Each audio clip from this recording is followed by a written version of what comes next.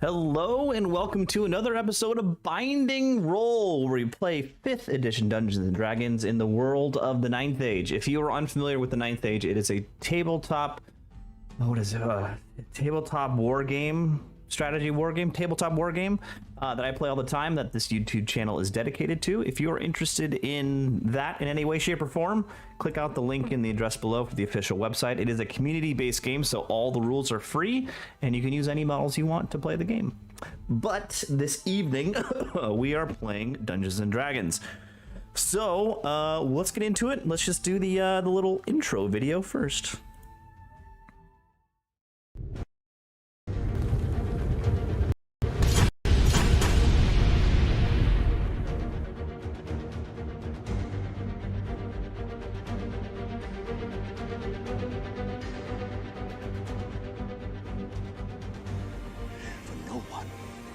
No one in this world can you trust. Not men, not women, not beasts. This you can trust.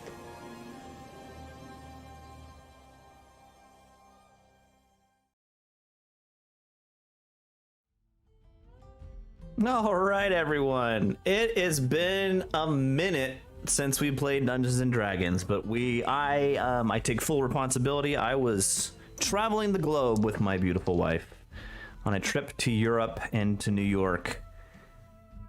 And I'm not gonna lie, guys, it was wonderful. I don't know if any of you have been to Paris, France, but man, it was fantastic there. I was really happy. Like, I could see myself living there. I was that happy in Paris. But anyway, welcome back. I missed all of you. That represented Claude very well. Represented Claude? Yeah. I don't know. Jacques, more Jacques. No, you hear the stories about the French are unfriendly to tourists. I did not find that at all. Everyone was very friendly to me. I basically spent the whole time eating good food and drinking alcohol in bars, in cafes. It was awesome. But it's been a long time. We'll do a good refresh of the events of the last episodes, but we'll start that out as we always do. Guess what? No one leveled up. In your faces. But I want to know what everyone's drinking. Surprise. Disappointed. Shame. Erky, what are you drinking? Mutiny, everybody. Mutiny. I'm drinking a melon drink from the local taco shop. Hopefully this will help deal with my level 1 exhaustion that I just saw on my sheet.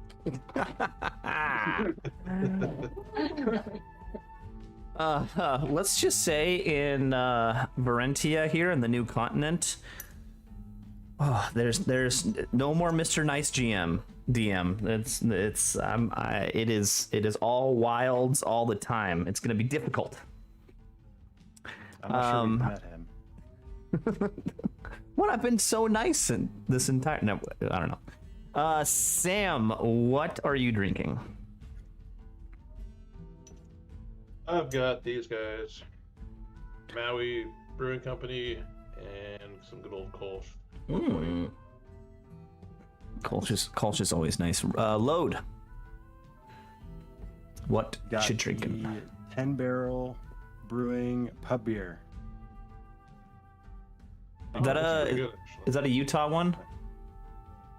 No, I think they're in Colorado. Oh yeah, 10 Barrel is Colorado. You're right. And Sunset. And very inexpensive. that always helps. Got the Fog Ripper Sour Ale. From Fieldwork, yeah. Nice. And lastly, I am drinking some Moontime Hazy IPA, picked up from my local Trader Joe's, as always. Yeah. So, I didn't mention this previously on this stream, but I am moving to New York City at the end of this month. Craziness. So I think we're gonna have to figure out timing, because I'm not sure I want to stay up until 1 in the morning playing in New York time, playing D&D. But If I have to, I will. Yeah. But we gotta talk about timing at a future date. But okay, let's see. Okay, you're gonna have to help. You guys are gonna have to help me out. But let's try to think of the events leading up to this session. You guys, you made it to Varentia, the new continent, but you were on the seas, and there was murders going down. A bunch of people died, including Ham Sandwich, Tuna Sandwich, Helen, the monk-ish woman, and Giovanni, the Flor-Leone hunter, were all murdered on the boat, and it turned out to be Darius, your previous super fan Darius. He was working all along for the Order of the Crow, murdering people, trying to sow the seeds of discourse between the criminal families. But you discovered him. He was trying to escape to Calypso's ship when he was just blown up by a humongous fireball and turned into a crispy husk of a human, not a human, of a dread elf, and thrown into the ocean. But in the process, basically your boat sunk. You survived by making it to the coastline, which was the four of you: Wisewell, the captain; Luke, the first mate; Porky Shinwell, the steward; Marguerite, the love of Lode's life; Griffin; and Claude, Claude now has a tentacle for an arm after interacting with the axe of a Khan, which you also threw overboard. I think another night or two were with you. You made it onto the beach. You were traveling. A bunch of creatures from the wild, creatures in the ocean, were attacking you for no clear reason. Initially, it was a simple crab on pinching at your toes, and then it turned into a more difficult monsters. But eventually, you made it up into the jungle, still heading north. Actually, you know what? Let's bring up the map here, guys. Yeah, here we go. So man, I am out of sorts. There we go. You were headed up towards Aqua Dulce. Right now, you're right in this area where the land juts out into this. What's the right word? An isthmus, a peninsula, something like that. Peninsula. During that time, I believe it was sunset. You had a vision. Oh no, it was Lode, because you were chosen as the champion by the Quaddle. Your mind was transported over to where this little blue X is here along the river inside Varentia, and you saw the temple city that was crawling with red-colored Saurian ancients of multiple different sizes, and you saw that the Quaddle that had summoned you through the transport gate in the basement of Cantamont, and he showed you where that was and where he was. And then lastly, as you made it into the jungle, you interacted with some Saurian ancients, and then out of the jungle came the giant Alpha Carnosaur, ridden by a Saurian warlord. He also had a large tentacle for his right arm. And you were in the process, well, not in the process, basically the Alpha Carnosaur came out of the jungle, devoured one of the knights, just one gulped one of the knights. And this is where we are now. I suppose that counts as Yeah, hostile intent. You've been so nice.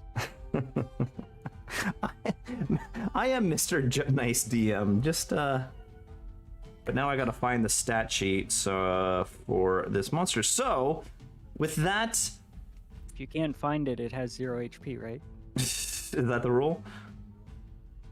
I think so. I mean, that's always the question asked in retail, right? If you can't find the price, it's free. Well, in this case, it has 0 HP, right? I beg to differ, but we'll see if I can find it. I forgot the name of the monster, which is the worst part. But what would you, the 4 of you plus the 1, 2, 3, 4, 5 other people are all kind of taken aback by this giant monster coming in the forest and devouring one of your teammates. Initial reaction, what would the 4 of you like to do?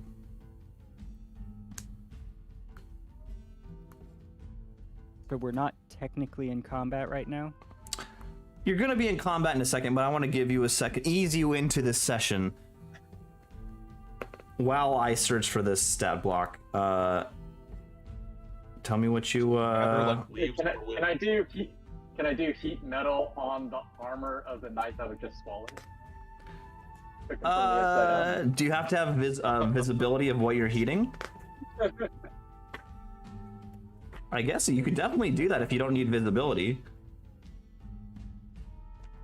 If not, does the warlord have metal arm? Should. Yeah.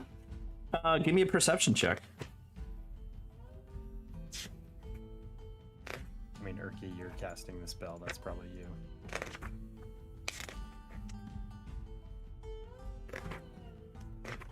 Where is this damn stat block? It's driving me nuts.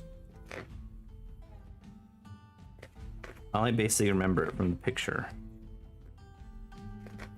Ricky, did you give me that perception check? You can see. Oh, I'm doing perception check? Okay. Yeah. I can do it, but you're the one casting. I gotta roll it on disadvantage, so there's a 12 and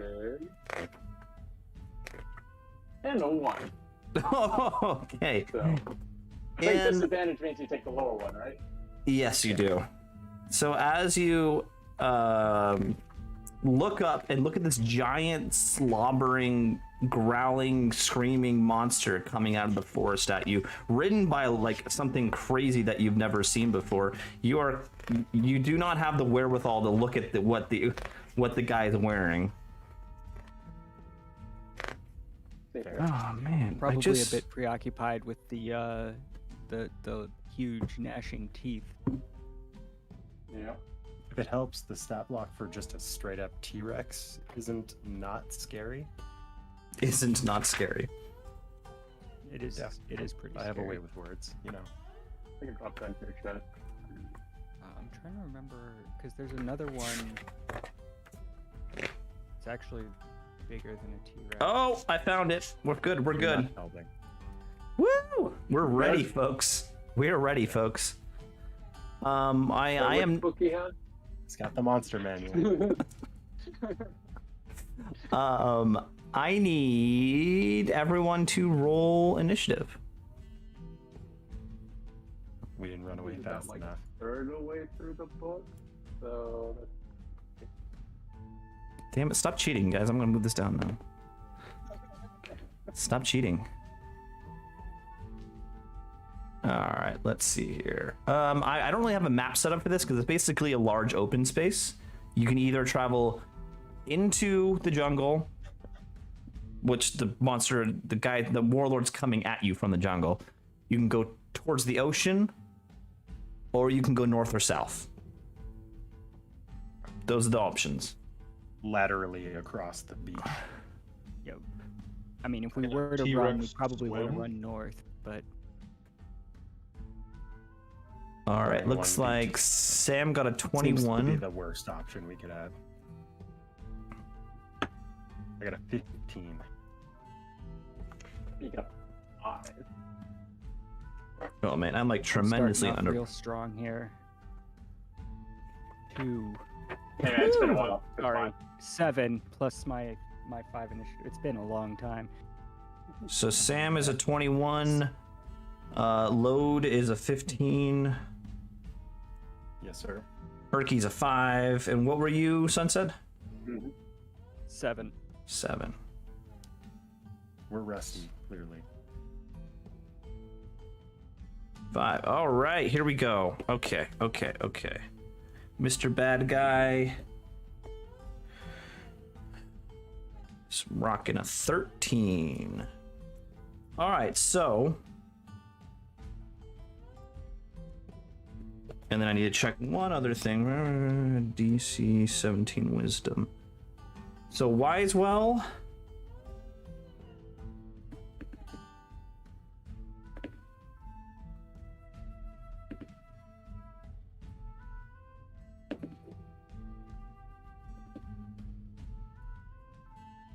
All right. As it breaks out of the forest, the four of you brace for combat. The group that's with you, you see Wisewell the ogre stand his ground. He kind of turns his heels into the sand and braces himself, looking big, bright eyes. He's definitely, you see fear in his eyes, but he's staying where he put. Also, you see Marguerite clap her hands together and kind of start, rubbing them together, and you see like warmth and light coming out of the seams of her fingers, and she stands behind Load, ready to assist him. But then Luke, Porky, Griffin, Claude, all of them reek with utter terror and run. Looks like Luke is headed north. Scatter. At least he's running the right direction. Porky's heading south. Griffin's heading south, and Claude is heading south. Claude, Griffin, and Porky are running south. Luke is running north. And with that, we are going to begin combat. Sam, what would you like to do? I think I'm going to maybe move north a bit and then fire my crossbow at the rider. Okay.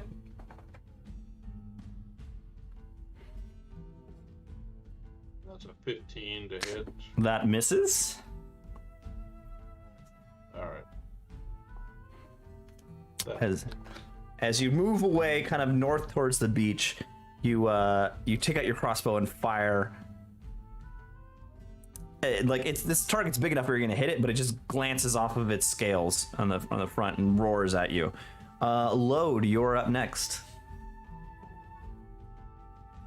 All right, we're gonna do the thing.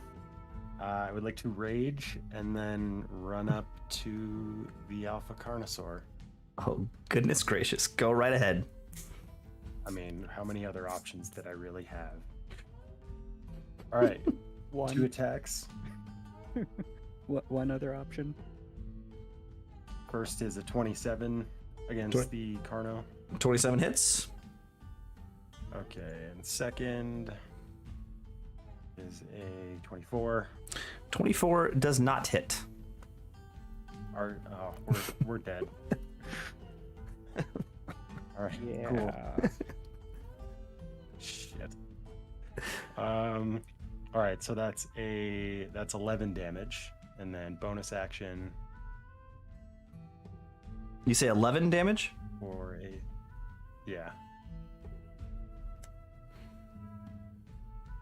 and then a 17 Still alive? offhand. So that's 28 damage. You reach up and just, like kind of, I can't even do that. you kind of graze underneath the Carnosaur's chin, and it kind of flinches at it and then looks down at you like, because Wait. you're... Go It's only ahead. 11. How tall is this thing? It's big. It's gigantic. Gargantuan, to be more specific. Okay. Well, I do actually need to know specifically in feet how tall it is. That's a good question. Let's guess. It's long. It's like a raptor bot, like a Tyrannosaurus. So it's long, but height wise, it's like the Tyrannosaurus from Jurassic Park. So 20 feet? So like what, 20 feet? Okay. Yeah. Yeah, that's probably too tall. 20 feet works. Yeah. No, that fits in your pitchman category. 20 feet. 20 feet sounds appropriate. 20 feet is fine. Load, I need to give you... I I would need you have to... also accepted 40 feet, but that's an entirely different matter. Load, give me a perception check. Oh boy. All right, do that at disadvantage. for my exhaustion. 12. That's pretty good. Okay, so you're getting closer to this Carnosaur. You're almost underneath its head, so you don't see the rider very well, but you see the Carnosaur pretty well. This guy's muscular and gigantic claws on its front. It's not quite like a Tyrannosaurus where it's got the teeny little hands in the front, but it's got like big kind of claw arms in the front of it, and big slobbering teeth. But you see a harness, like, you know, it's been in some sense domesticated. It's got and all of these, the harness and the, like, what's the name on a horse, the piece that goes in the horse's mouth? The bit. There's a bit in it in the back of its mouth, and it's all created from gold. It's all gold. And gold, and then like the flexible pieces are basically like, you know, like a rope made out of plant life kind of thing. That's been plant life that's been dried and weaved together to create a rope. You also notice on the front, like the chest of the Carnosaur, you know, where the harness comes and connects in its chest, you see multiple like pieces on there, knickknacks, trophies. You see a skull that's like incredibly small forehead and a humongous jaw with like giant teeth that stick up, and it's like a giant orc head. You see basically like a cone-shaped helm that's bright silver. That's you recognize as a highborn elf helmet. And on there also you see something that you recognize. On there, tied to one of the harness, like in just one simple knot, is a bright red covered dress. It's a dress that you've seen before. It was worn by the Duchess in Cantamont. You recognize it's hers because on the frill, like the end piece that's sticking out, kind of hanging in front of him, and you know, with its movement, it's whipping around. It's embroidered in the colors of Cantamont, which I can't remember what they are, but they're embroidered with that. Load would know, so that's. So there, that's your turn. That was Load. It is now the monster's turn. Woo! Okay. It is going to rear up, do the Jurassic Park, you know, yell, and then it's gonna slam its head down onto you, Load, and attack. Chewbacca, wasn't it? Was that a Chewbacca? I can't do a Tyrannosaurus yell. That was Chewbacca. Was that what sound does an alpha Carnosaur make? I don't know. It's just like a shriek. That incredible volume. Okay, what is your AC, Load? 16. Ooh, what do you know? I rolled a 26.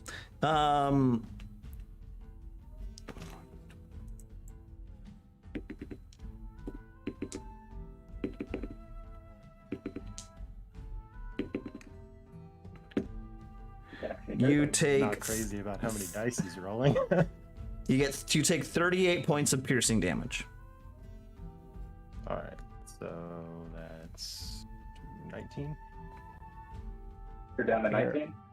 No, I take 19 because I'm raging. I need you to take a DC 20 Constitution save. Okay.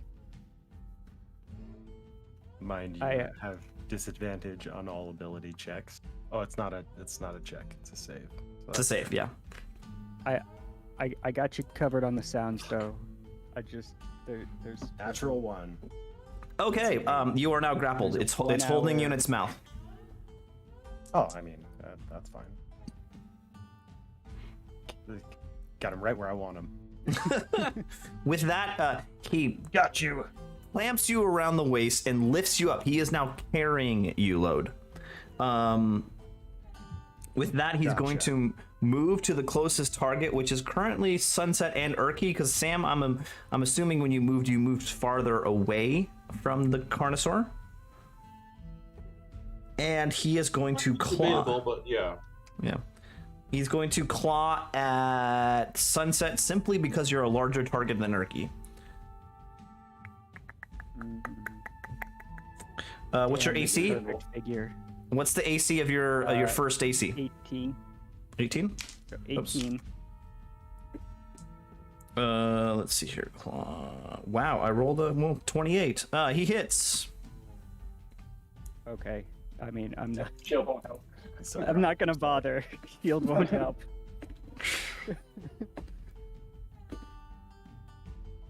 Take 25 points of piercing damage. Slashing damage. Right. Yeah, Then can he- it bite anybody else while I'm in its mouth? No, it can't. It can't use that attack while it's. much Then did you say? 25. Then lastly, he's going to swing again at Urky. What is your AC, Urky, for the first shot? 17. I very much hit you with a 33. Yeah, shield definitely not doing anything. Yeah. Take 22 points of damage, slashing.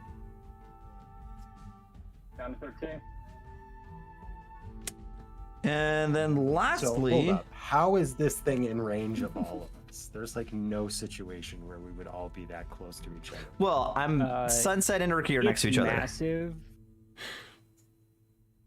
It's massive. I imagine Picked that it me could up and then cover. ran over to you. Yeah, pretty much. Like I absolutely believe that this thing could do that. Yeah. It's and if it's we're 20 feet surprised. tall. And then as it does this, again, it raises up its head and it tries to grab you in its mouth, like, like tear at you while it's in its mouth load. And it definitely hits you. I don't even know what your AC is. Gets 4 attacks. Wait, sorry, is it attacking me or? You load. You, Oh, okay. You're in the mouth. Yeah, sorry, I thought I was trying to pick you up too. Let's see AC 16, here. it hits me, don't worry about it. It definitely hits you. 13. 23 points of slashing damage. Okay, 11. And then lastly, actually no, he's Swear to good. God, if it Misty Steps away, I'm.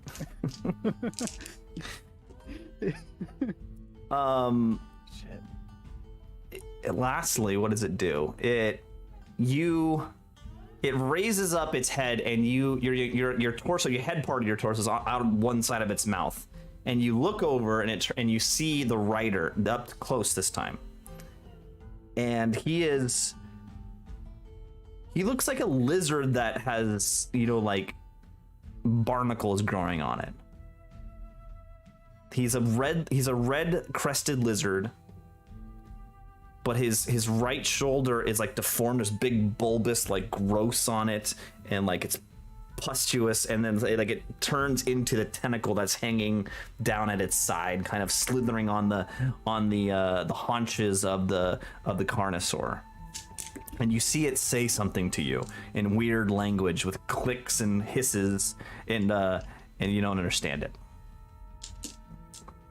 That's probably good. So And with we're that- looking at a Pirates of the Caribbean situation here. Kind of. Not it. Barnacles was the wrong word. It's not ocean themed. It's just like it looks like it looks like a tumor's growing, but that's just like where your torso is, where your muscle. Okay, so Resident Evil then. That's closer. That is closer. Closer description there.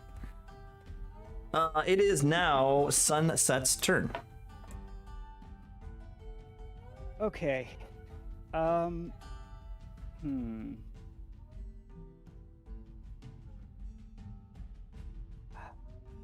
So I have an idea.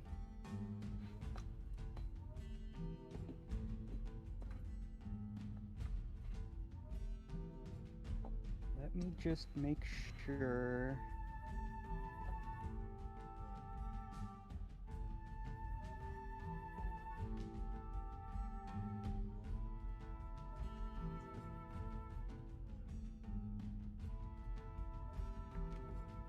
So much silence. I hate silence. What you doing? Range is sorry. I'm trying to identify if I can do this. So I'm rereading one of my spells.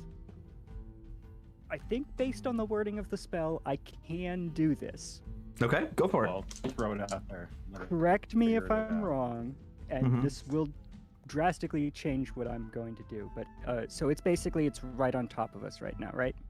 Yes, it's on top of you, definitely. You and Erky, and Loaded's in his mouth, and then Sam's roughly 10, And- 15 feet away. It's so the mouth is what, within 35 feet above me. Oh yeah, definitely. Okay. I am going. Load, are you a willing target? Always. All right. So I'm gonna fly up to its mouth. Okay. And at this point, Load is now within 5 feet of me. Yes. I'm going to cast Thunderstep and teleport him and me 90 feet onto the ground to the north. Okay. I will need. I'm not going to do any special modifiers on this. So DC 16 con save from this dinosaur. And Con save DC. how far DC's away is the rider from the head? Is it within 10 feet, would you say? I'd say it'd be right at 10 feet. So yeah, I'd say it is. Yeah, let's say it's 10 feet. Like right, spot on 10 feet, so it's gonna work for 10 feet. DC 17 Okay, so con save. He passes with a 16. natural 20. Okay. And what about the rider then? I can do the rider too. That's a fail for the rider. Okay, so I'll need 2 separate rolls for this. I'm casting it at the 5th level, which is 5d10. So we'll do the Carnosaur.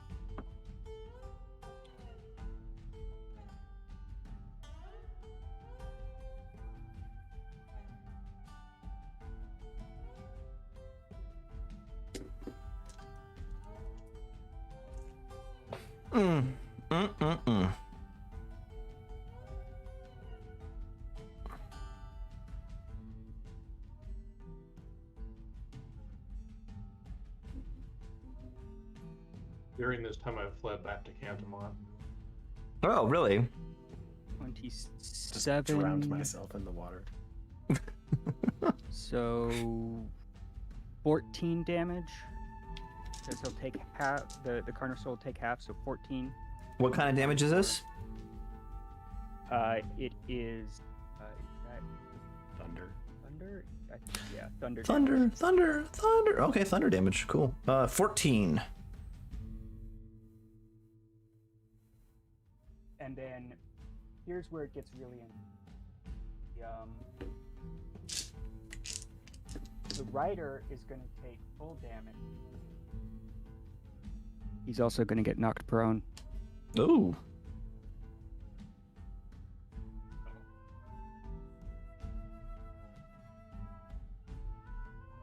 How much damage? At least I think he is. Hold on, let me calculate the damage and then I'll double check on knock. Wait, false off, please take fall damage. Yeah, not a whole lot, but yeah. 2d6. Plus, he's landing on sand. A sandy beach just can't be hurt So- that much. 17 damage, and then let me just double check because.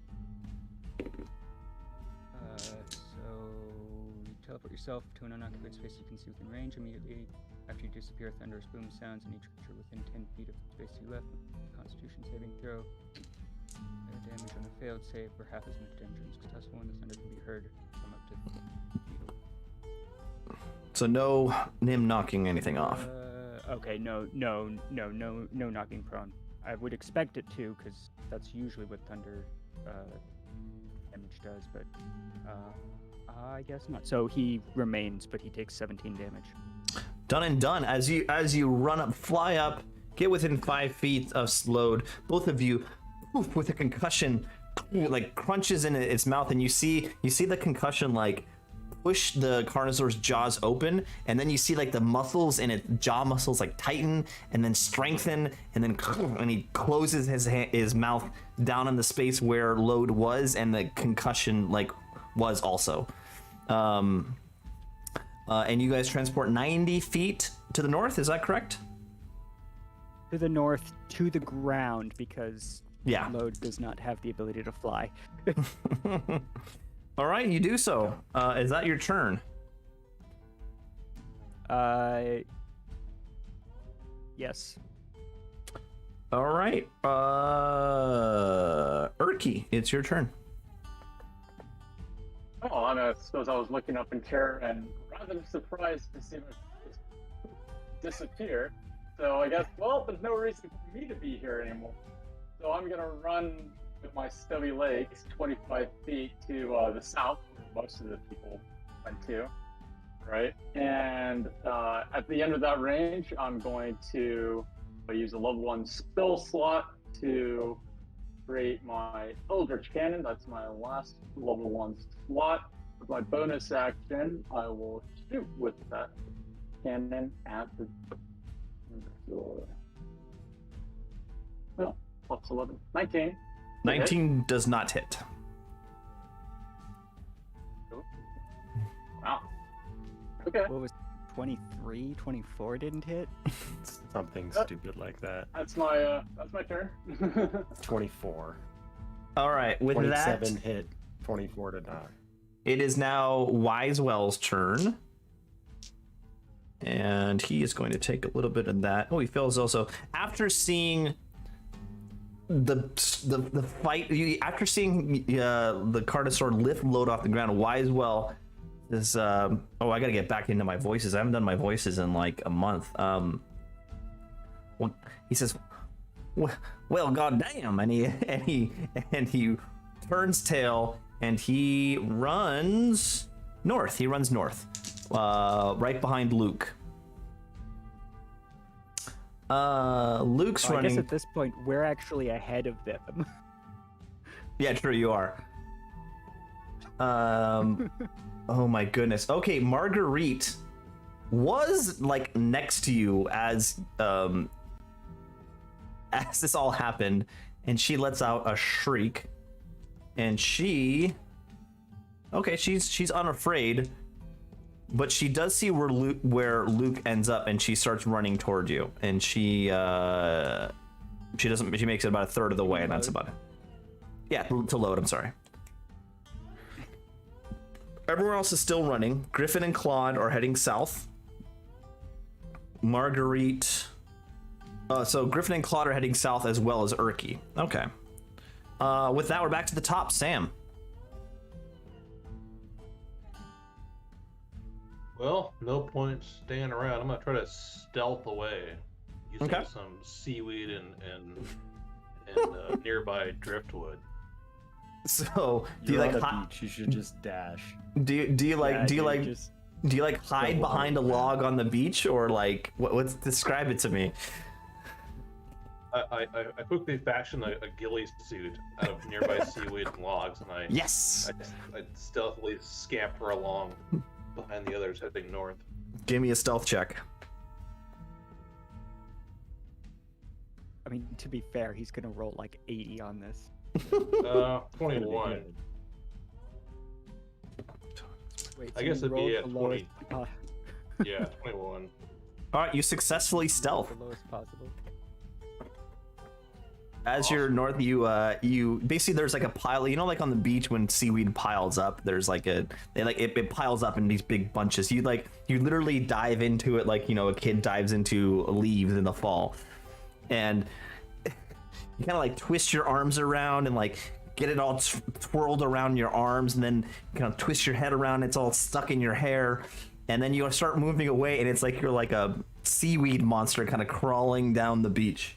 But no one's kind of noticing you. There's one crab that kind of... But it can still see you. There's a crab that you like slunk by, and he kind of looks at you and then kind of skitters away. All right, it is now Lode's turn. I'm now 90 feet away from the creature, so I don't know what to do. I'm gonna hold. I guess I'm gonna hold my action for if Sunset continues to move north, I will follow her. Okay. The Carnosaur is now its turn.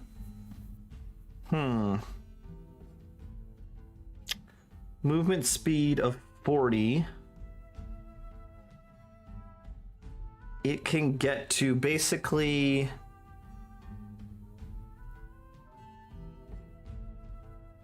It could get to Erky or it could get to Marguerite. And which way is it going to go? It goes south toward Erky. Runs up to you. Oh no. What do you know? That was completely random. I did not choose that. Yeah. What's your AC, Erky? You have like 13 health. My AC is 17. The AC of the Force Ballista is 18. You know, the one that shot it. It still hits you. It's a good try.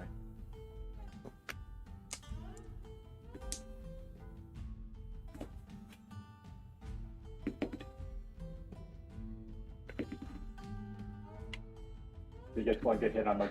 Give me 38 piercing damage. Okay.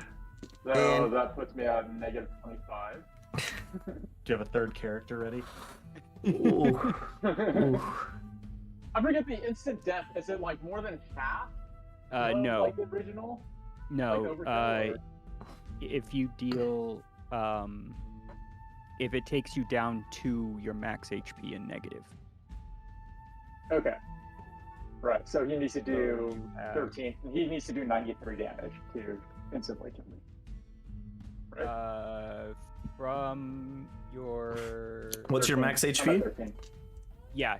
So yeah, he would need to deal. He would need to deal. So it's current 30. HP plus max HP is the number he would have to hit. Yeah. But he only did 25 more, so we just go to 0. Well, actually, I'm gonna put in 25. Okay. Whoa. All right. Death saves. When do we start death saves? Is it on my turn? And your Yeah, turn. it'll be your turn. Well, the next time you take. Can I hold my You're- action? You don't have No. any actions anymore. You don't have any actions, sorry. With that, the Carnosaur is going to realizes you're limp in its jaws, and it's going to throw you. your lifeless body, and it throws you towards the ocean. You go. Whew, you land in the water. That's usually not good when you are unconscious. Yep. No, it's not. And then with that, the Carnosaur will turn and attack your weapons platform. Yep. Which I'm assuming it hits. And AC 18. Yeah. yeah.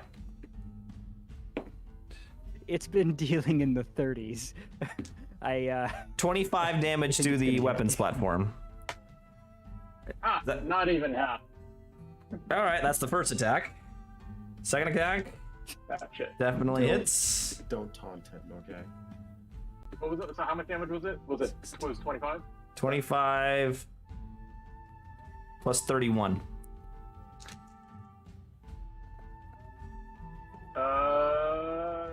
Okay, so that's 56. So that little cannon pulls apart.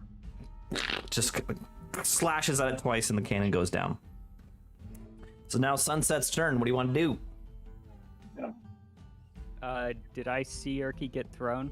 Yes. But it's And more. How far away was that? That's very far away because you transported 90 feet to the north, then it moved south the Erky's movement distance, which is 30, right? 25. 25. So he is 115 feet away from you. I mean, I can get there. And then he threw Urki into the ocean. So yeah, he's 125 feet away from you, but he's in the water right now. What's your movement speed, Load? 0. She's unconscious. No, Load. You. Oh, me. What's your movement speed? 35.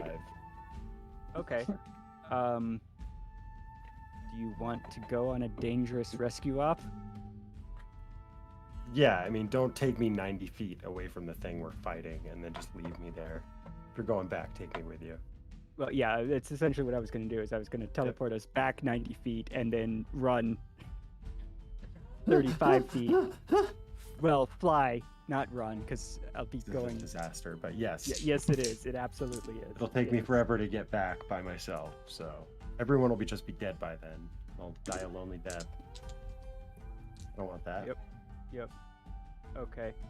Let me just. You won't be alone. There'll be a dinosaur there. Okay. I do love dinosaurs. Rob, Load. Probably not so much. How far especially is right the now. distance from where Urki landed, basically the place I'm going to be heading to, and the Carnosaur? They threw him 20 feet. Hypotenuse. Okay. What direction is the Carnosaur facing currently? Is it away from Urki? Facing toward the water. Towards Urki. Facing towards the water. No. He threw me with the mouse, and he's got to point in that direction. He had to turn around so it's facing away from Urki. It's facing towards where it killed the platform. So to the south? To the back into the end of the jungle, to the west. Oh, okay. What are you trying to do? Well, actually, I think I'm still gonna do this because I think it'll be funny. Anyway, so what we're gonna do is I'm going to cast Thunderstep again. Unfortunately, it's not going to deal any damage, but it is going to get me and Load 90 feet towards Urki. Mm-hmm. Which actually, so that's going to create a sound that can be heard up to 300 feet away. Mm-hmm. May draw the Carnosaur's attention a bit. We'll see.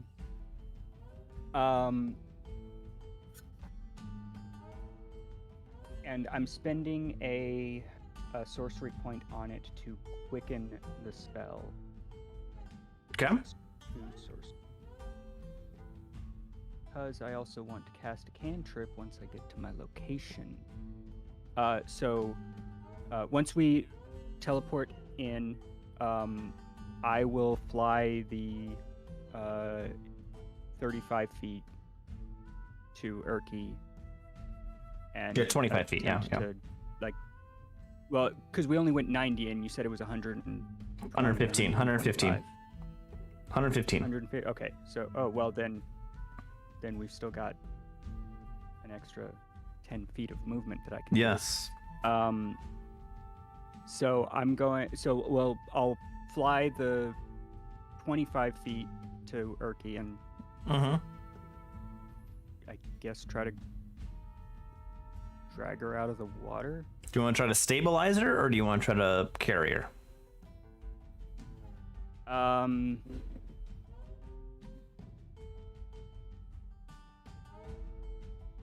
Carry her for now.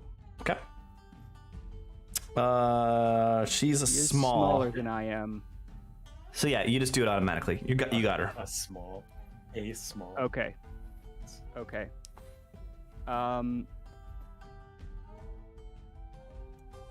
Now,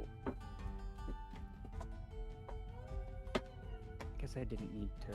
I was gonna do something, but I don't think I'm gonna do it anymore because I wasn't counting on moving back. So I'm gonna then move back towards Load the 10 feet that I still can. Okay. Back north And 10 then, feet. Yeah.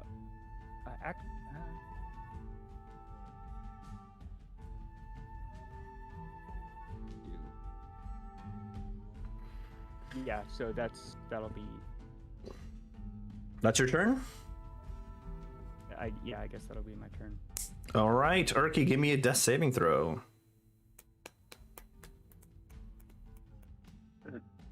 D20, D6? I don't remember when you did for it. D20.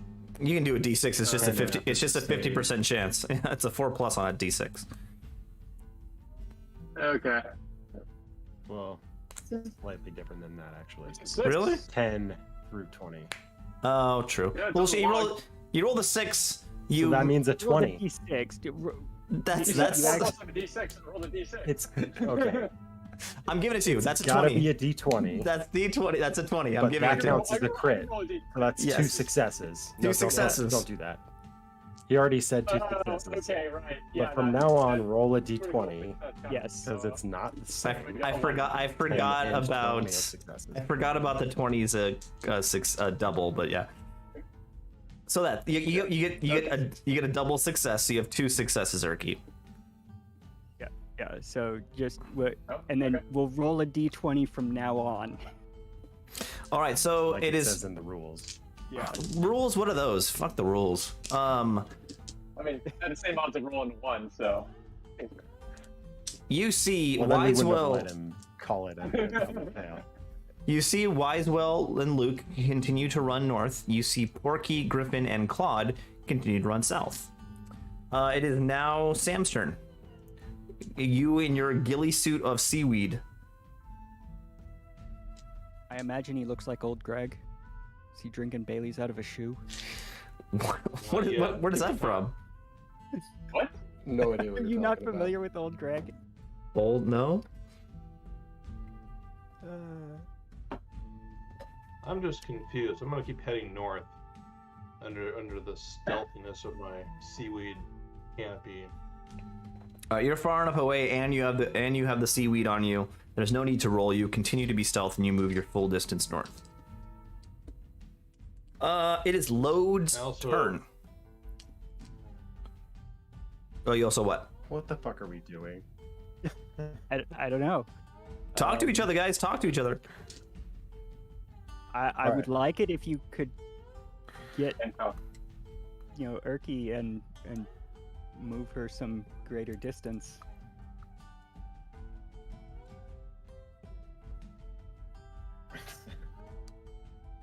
But- So that we're right next. How far is the Carnosaur from us?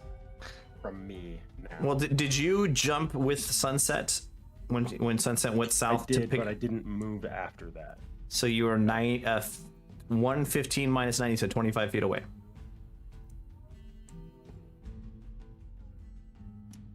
Okay. Quick question. And I'm about 15 feet away from Sunset and Urki. Yes. Since Urki is now unconscious, does she count as an object? Yeah, pretty much. Okay.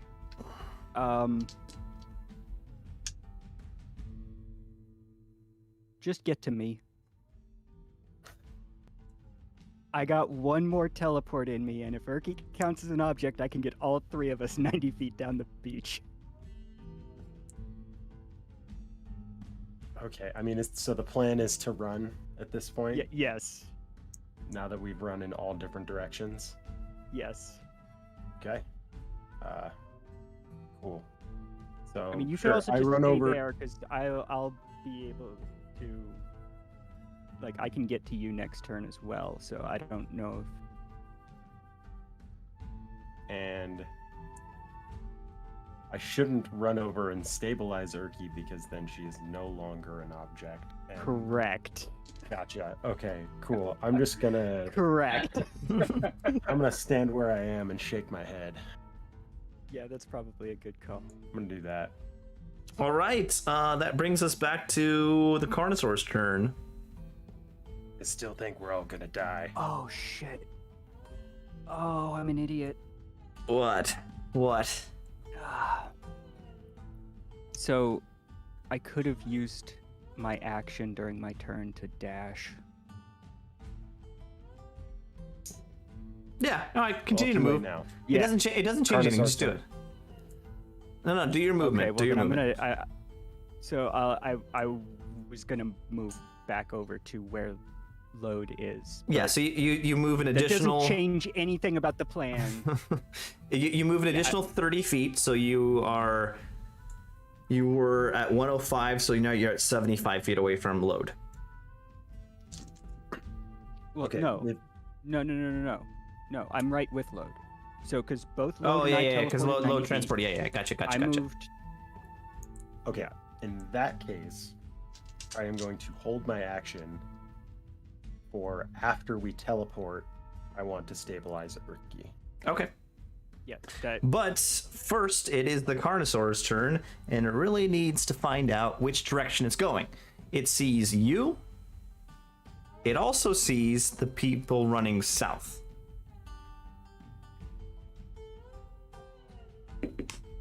Somebody's gonna die. It runs south after Porky, Griffin, and Claude. They are more than its run away, so he is just chasing after the people to the south. It is now Sam's turn. No, I'm sorry, it's not Sam. isn't it Whoa, my whoa. It's Sunset's turn. I lied. Continue. All right. How far away is old Greg? I mean Sam. He's been moving his distance, which is 25 dashing, makes it 50. So for 2 turns, so he's about 100 feet away from you. Okay, so I will teleport the 3 of us 90 feet towards him. Maybe 10 feet away at that point. That was with Thunderstep, right? That was with Thunderstep. Okay. Yes. It's now Urki's turn. So- Urki, give me a saving at that throw. Point, Load's gonna take his at that turn. point, it does trigger my. Yeah, Load will take my his ready turn action. first. So I do a medicine check. At disadvantage. All right, never mind. It's a 3. I do nothing. Urki, what'd you roll for your death save? A 10? You're muted. 10 Yeah, there is you a go. save. And is a save. Send it as a save, so So you are you now stable at 0 hit points. You are not conscious. You are just not dying.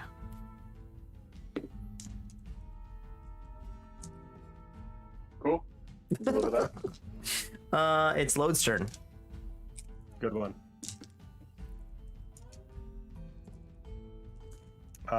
Shouldn't it be Sam's turn first? Yeah, it should be censored. I keep jipping people. It's all good. I fucked up the order with my ready. Well, deck he missed me because I'm disguised. Alright, I'm gonna move towards Urki and try to assist if I can So in resuscitating her. Okay, Are you're you- close enough. what Give me- what does stealing? Can you do that as a bonus action? Do what? Steal from me. Let me see. Sleight of hand is a bonus action for me, I believe. Yeah, it's a You wanna bonus just action. Sleight of hand one of the potions out of my bag. Yes, I will pickpocket as I pass by under the stealth of my seaweed and grab some potions from the willing Just do it. It doesn't matter. one potion. Hey, you don't get to pick. Yes. All right. Exactly that. So at this point, you give Urki a potion, you regain whatever HP. Go ahead and roll for that. 2d4 plus 2.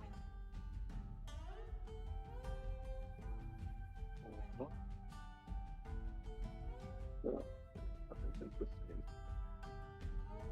2d4 plus 2.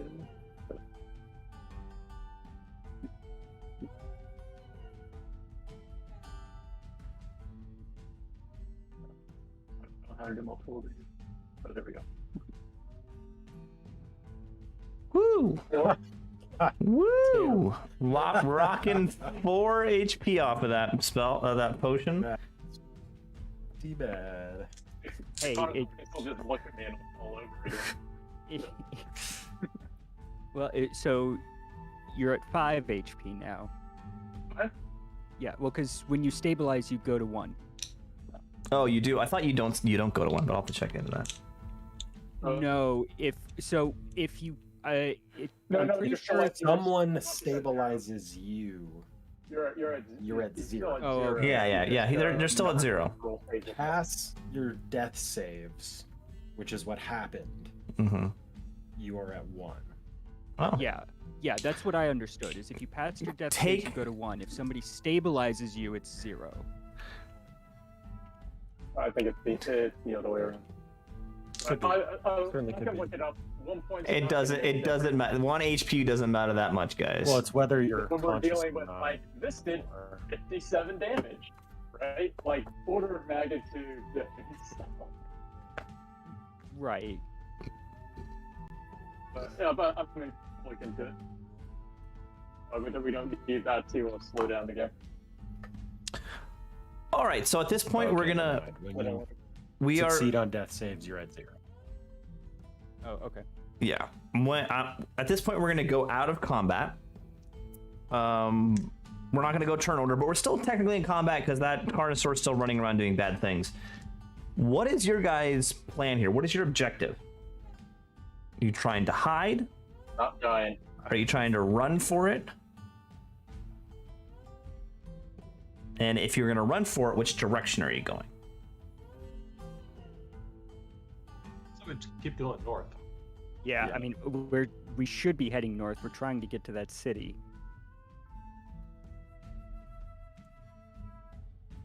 Are you trying to sprint, or are you trying to go sneakily and hide on the way? I'm fine stealthing.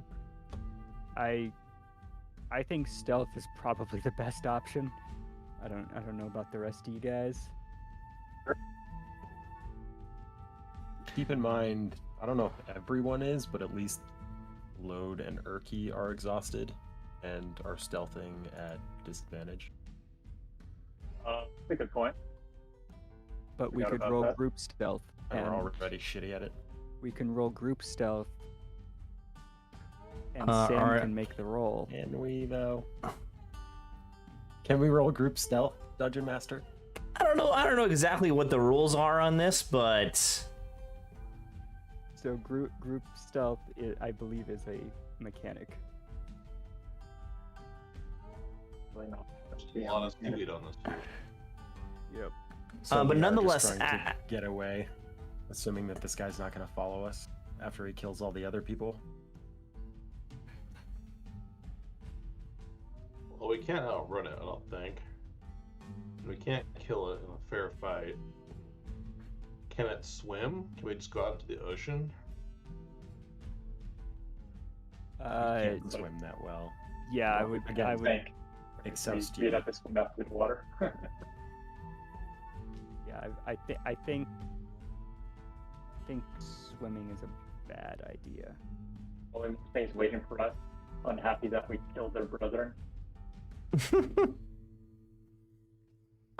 let's do group stealth. Everyone roll a stealth check.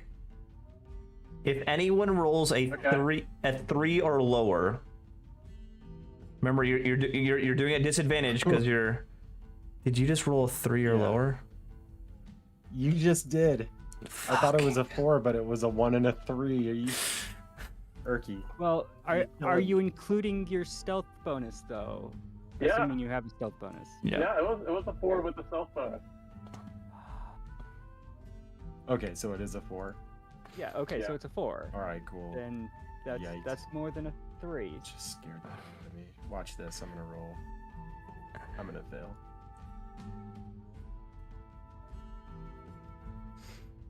Five. Whew. Also a 3 on the dice. 17. Oh man. Hey, it's more than 3. That was a 12 on the dice. It's true. You said a number and we beat it. Not by much, but we beat it. Set that bar low enough. Oh, damn. Someone in the chat just said on Twitch I had to follow to chat, and I feel like that's blackmail. Jop, whoever that is, I didn't realize I set that as a preference. I will change that. Anyone can chat in there. My apologies. I just fixed it. Yeah, what do you got to say? You just fixed it? In Sunset, you fixed it? Golden State Gaming is a scam. Yeah, I just fixed it. Alright, fixed. So you guys succeeded in stealthing, but just by the skin of your teeth. On your way traveling north, you run into both Wisewell and Luke, the ship's captain and the first mate. As you stealth right by. No, they decide to join you. They're like you guys are stealthing. They see you bravely running away from the Alpha Carnosaur. Did we wait for Marguerite? She was headed north. North? Yeah, Marguerite was. That's gonna be fine. No. You guys need to decide if you were waiting for Marguerite.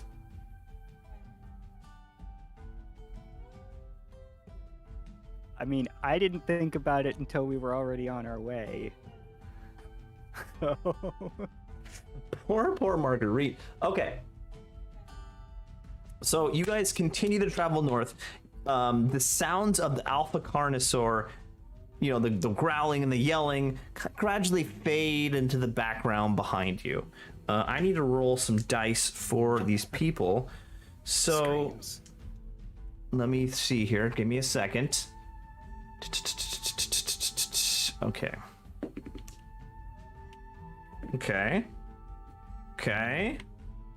Ooh, not okay. In the distance, way south of you, you hear a scream, blood-curdling scream rise from the jungle, and then a roar, like roar from the Carnosaur afterwards. And you can play the video that I posted in chat, and that'll give you the T-Rex sound from Jurassic Park. Oh, I should set that up to work in. For 1 hour. It's a 1 hour video, yes. It's just like all of the sound effects. But you could just play a little bit of it.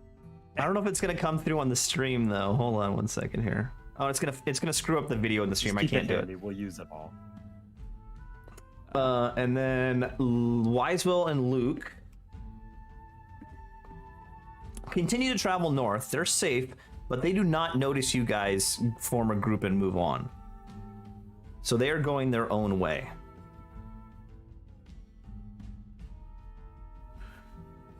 And lastly, poor Marguerite. Whew. She is running. You see her. She's the one farthest behind you right now. And Luke and Wisewell make it off into the jungle to the north, and you see poor Marguerite behind you. As you're crawling in the shadows of the edge of the jungle, heading north, you look behind to see the sweaty, heavy breathing Marguerite as she's trying to run for her life, eyes darting back and forth, looking for some glimmer of hope in front of her. But gradually, as she runs, her eyes become wider and wider as she realizes she's alone on a deserted beach with a huge Carnosaur running wild. It's a pretty dreadful. It's a heartbreaking sight. I'm gonna give you that, guys. Heartbreaking. And with her smoker's cough, she's like wheezing and coughing. It's pretty bad. Well, and all that plot armor is really heavy too. So yeah, I imagine that's weighing her down quite a bit. Yeah, so she'll be okay. I think you should put that down. She's tough as hell. All right, so I'm just not convinced she can be killed. So prove me wrong, then I'm the monster. You guys are effing heartless. This is a great woman, and you are throwing her to the wolves.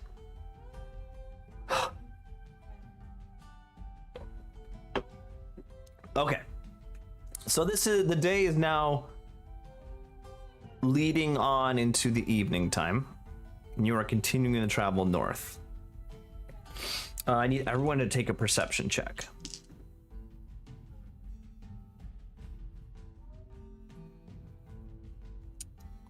At disadvantage. Yep, at disadvantage. All right. Well, I'm never rolling this dice again. Oh, disadvantage.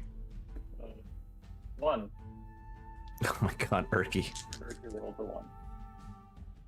How do you get plus Exhaustion 14? by itself. is gonna I've kill. had a rough day. I was exhausted, then I barely Well, no, died. that's I'm the disadvantage. It was a 1. And barely conscious. Oh, I see. I got a 6, but it was a 1 on the dice. I am never rolling this one again. All right, First so roll of the night, just load. Just load. 1. You you sense eyes upon you in the jungle. You don't see anyone. See, Marguerite's fine. I told you. You've got the hairs on the back of your neck stand up. You've had that uneasy feeling like someone's watching you. And then distantly, very quietly, distantly over the sound of the jungle, you hear the alpha carnosaur scream again. And to your perception, it's getting closer. You don't say.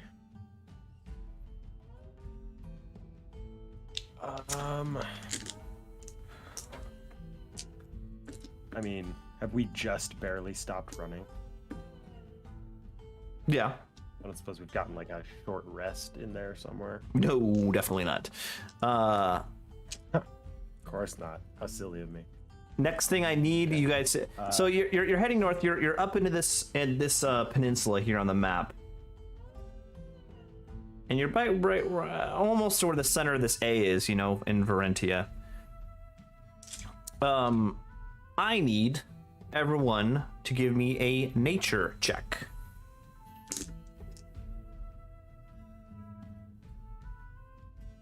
Well, that would be good. Let's see what disadvantage is. Okay. Is that a 22, Erky? 3. Yep, 22 on disadvantage. Hell yeah. All right, so that's all I need, folks. Wow. As you're running and you're continuing to walk, you stop running, but you're still trekking north. You come up upon this rise, and down maybe a mile or two away, to straight ahead of you, you see basically a man-made clearing. You see where the jungle has been cut back, and that there is land that is like it's being farmed. Rows of planting, fences, small fences guarding it.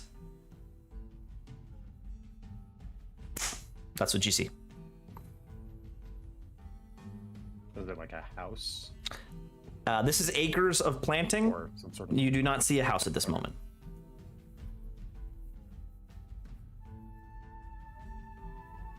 You know that, yeah. Let's go into that area. The Carnosaur was a local thing. Maybe they've already figured out a way of dealing with these creatures. It is open land, so we will be very, very, very visible. So there is a risk involved with that. How tall are the plants in the fields? Sure. Remember, like the edge of this is the edge of this planting is miles away.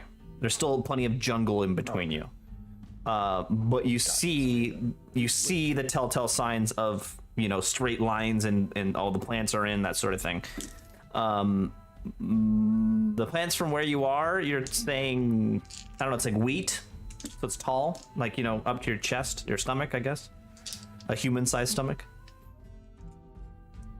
Okay, so most of the party will be under the radar over there.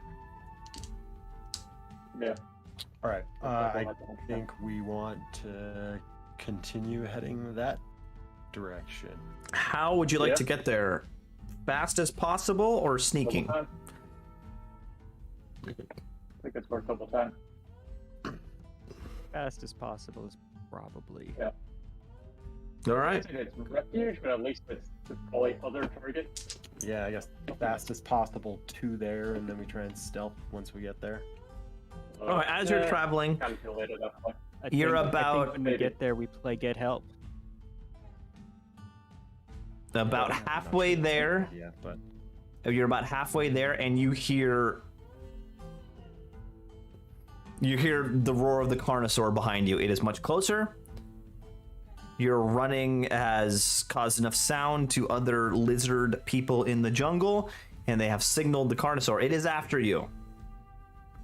we must go past her. Everyone, give me an athletics check. Oh, Sweet. Something I can roll as a Would be a normal crit. roll. So, Woo! Natural 20 on Urki. Pretty good. well, Okay, at disadvantage, can I so ask- 15. Can I ask 14. the reason for the athletics check? You are racing. fine. You're basically racing the Carnosaur to the edge of this planting area. A 19 for load. Okay, how does flying factor into that? You have an You just, athletic. fly out of its reach. Are you at disadvantage because of exhaustion? No, I am not. Okay, so you're just doing it athletics Are you flying amongst athletics your on feet or advantage. above it? You just get advantage on the roll. Okay. All right, I guess. Best you're gonna get. Well, that's a 9. I hope I get better. Couple digits. That's a 14, so it's a little better. I have a -1, and I rolled a 10 and a 15. And Sam, you rolled a 13. It was 14. Okay. Minimum 10. All right. So something very peculiar happens. You realize the Carnosaur's behind you. Everyone starts to pick up the pace. You're getting closer to you get closer to the planting area, and you see there's a very simple primitive fence separating the jungle to a cleared area, and then the planting area with like rows of wheat. You're running. At this point, you're maybe half a mile away. From behind you, you hear like literally trees being pushed aside by this monster. You can hear the clomp of its claws in the dirt. You hear it screaming and yelling at you. Basically, and then you get to the fence. All 6 of you hop over the fence, and in the very last second, you turn around to see the Alpha Carnosaur come up to the fence and then jam its claws into the earth and do like a skidding stop. Right, literally 2 feet away from the fence. Sounds like a good time to taunt it. It's very well trained. And with that, It's one of those invisible fences. It's got a shock collar that it knows, and it doesn't want to get shocked. at this point, the Carnosaur lets out a huge roar directed at you. Literally, spittle is flying out of its mouth and landing very close to you. And you see the guy on top of the Alpha Carnosaur take from his side a giant gold encrusted intricate spear with jewels in the hilt that are centered around it, like what's the machine that's like the planets of the solar system where like things are rotating around, like a gyroscope around a center jewel. And he points it at you and says something in his language that, from the gist of it, it doesn't sound nice. Would you guys like to do anything at this point? So I have one idea.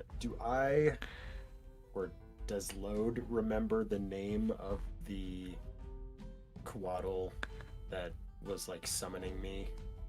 No, he never gave you his name. Okay. Alright. Well, never mind then. I was just gonna yell that name at him and see if the Warlord reacted. But I can't do that. So Okay. So it says that, and then he reholsters his spear on his saddle, and he slowly turns the Carnosaur around and just kind of plop, plop, plop, walks back into the jungle. This place is so fucking weird. I don't care what the reason like is, it.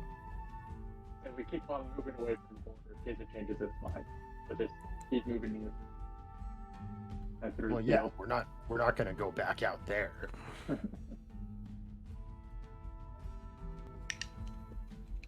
So what do So I think we keep y'all want to moving into the do? field.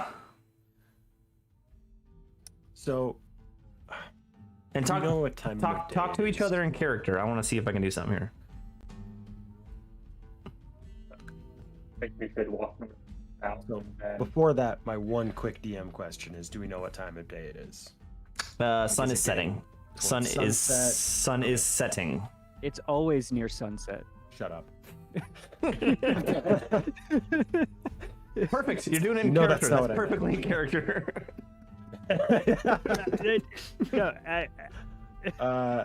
Okay, so we can tell which direction is north and which Yes. direction we're kind of going, right? Okay. Correct. So which direction are we going as we continue into this field? We just kind of go straight perpendicular to the fence into the field. What direction is that? North. It's north. Okay. Well, I guess we have a general idea of kind of where we are. We saw where the peninsula jutted out back to the east into the ocean. We know we're somewhere on that peninsula. Mm-hmm. Okay. All right. Well, where we want to get first, I think, is still Agua Dulce, which is still to the north. And we have not yet reached the river that it's on. I say we just keep going north for the moment. Sounds good. Thoughts? I suggest that our first destination should be someplace to safely have a long rest. Well, the next place that I can 100% say will be safe, and even then, it's honestly not that guaranteed, is inside the city, where we can find an inn and a bed. This seems relatively safe. I would suggest we figure out who owns it and figure out if we can stay. Right after you say that, Sunset, a little voice from behind you says, "Hi, friends. I know where the safe place is, and I know who owns this place." And you turn Can we around, see this person? standing behind you. Could I just... Sunset just face palms, doesn't even turn around. Already knows. Is your good friend Cleet Engelbert. Yes. Cleet is standing there, Fuck but something's very peculiar about Cleet. He's not wearing his dirty robes. He is wearing like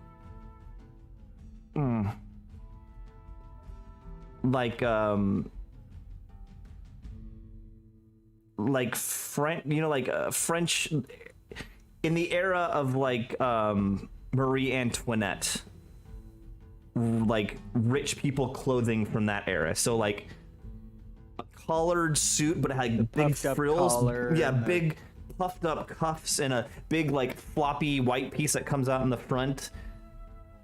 And knee-high slacks and socks with leather shoes. Doublet and Buckles. pantaloons. All Yes. over the place. And standing on both sides of him are two orcs. But they are also wearing this very elaborate and nice and clean clothing. but they are holding. This place was weird. But they are holding farming tools, like, you know, a rake and a hoe and a shovel.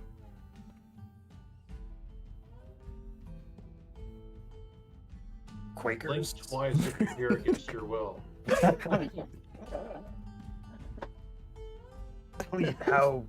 How did you get here safe? Well, friend, when the boat went down, I just started swimming, and then I saw like this big like land place, and I went there, and there was these really nice people. See, this is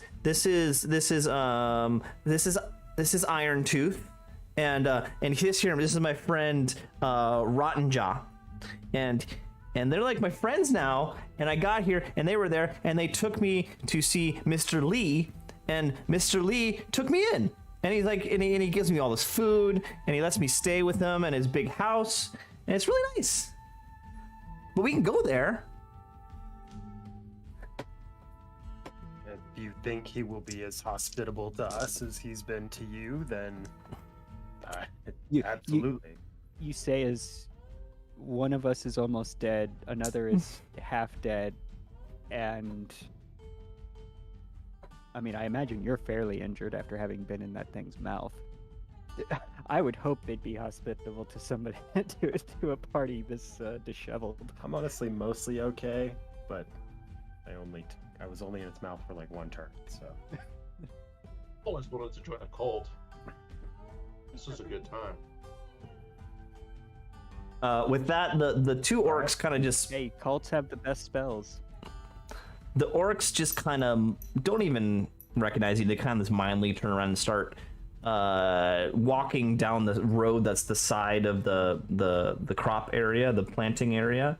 It's kind of heading. That's a path that leads farther north over a rise.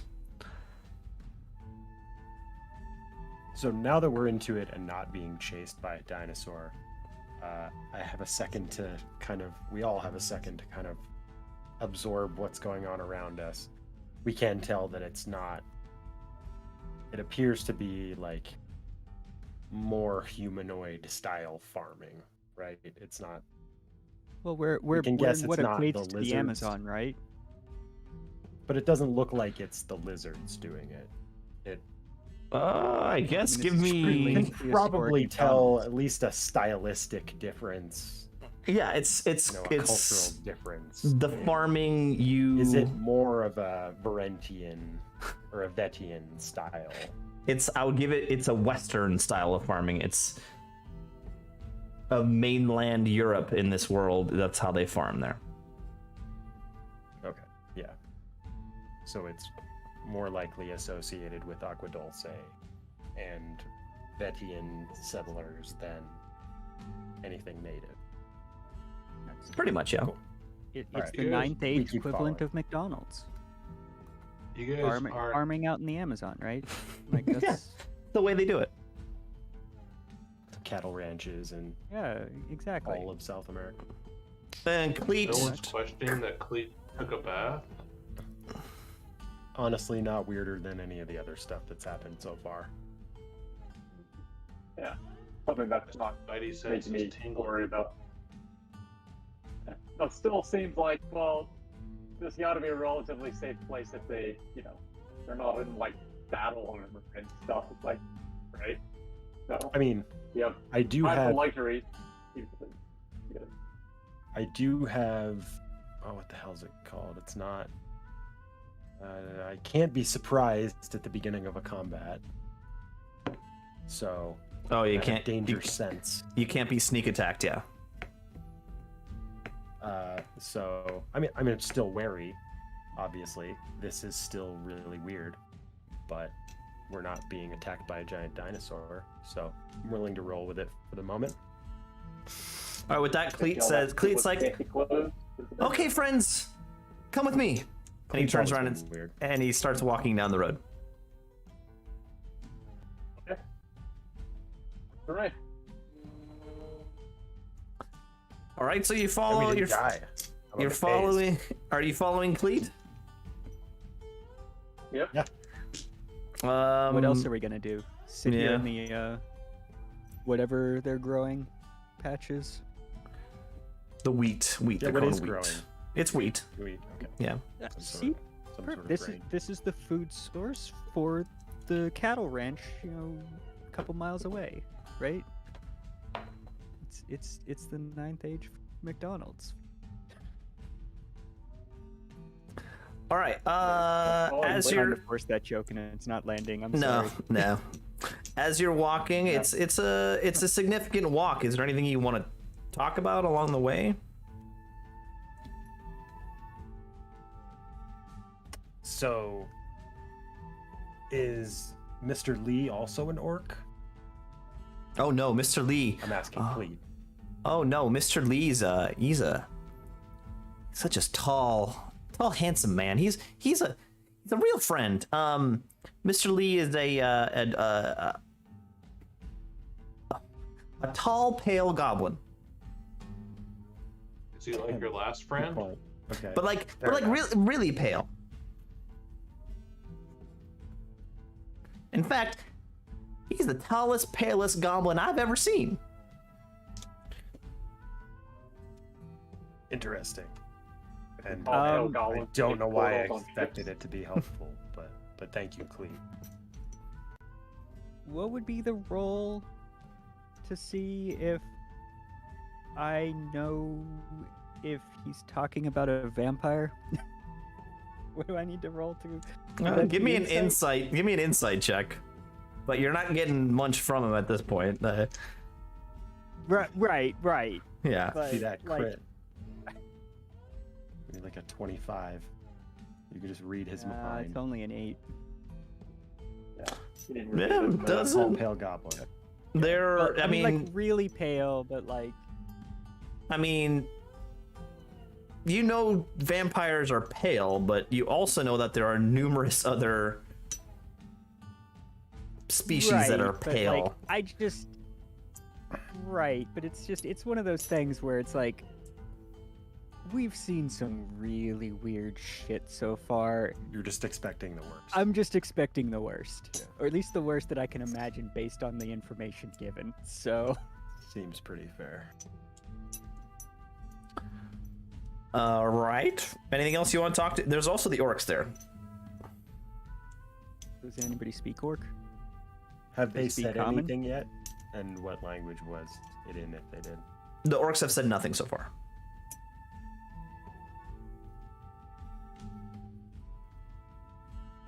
Do you speak common? I will ask the two of them. Yeah, we do.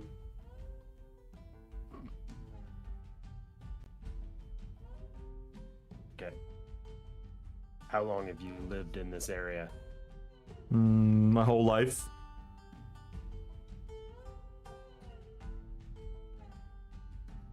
Do you like it here? What's the housing market like? First, Friend wants to open another unsuccessful magic shop. First, load. How are the Load. schools? Load. Give me a insight check. Not insight. Perception. Okay. Perception. Okay. That's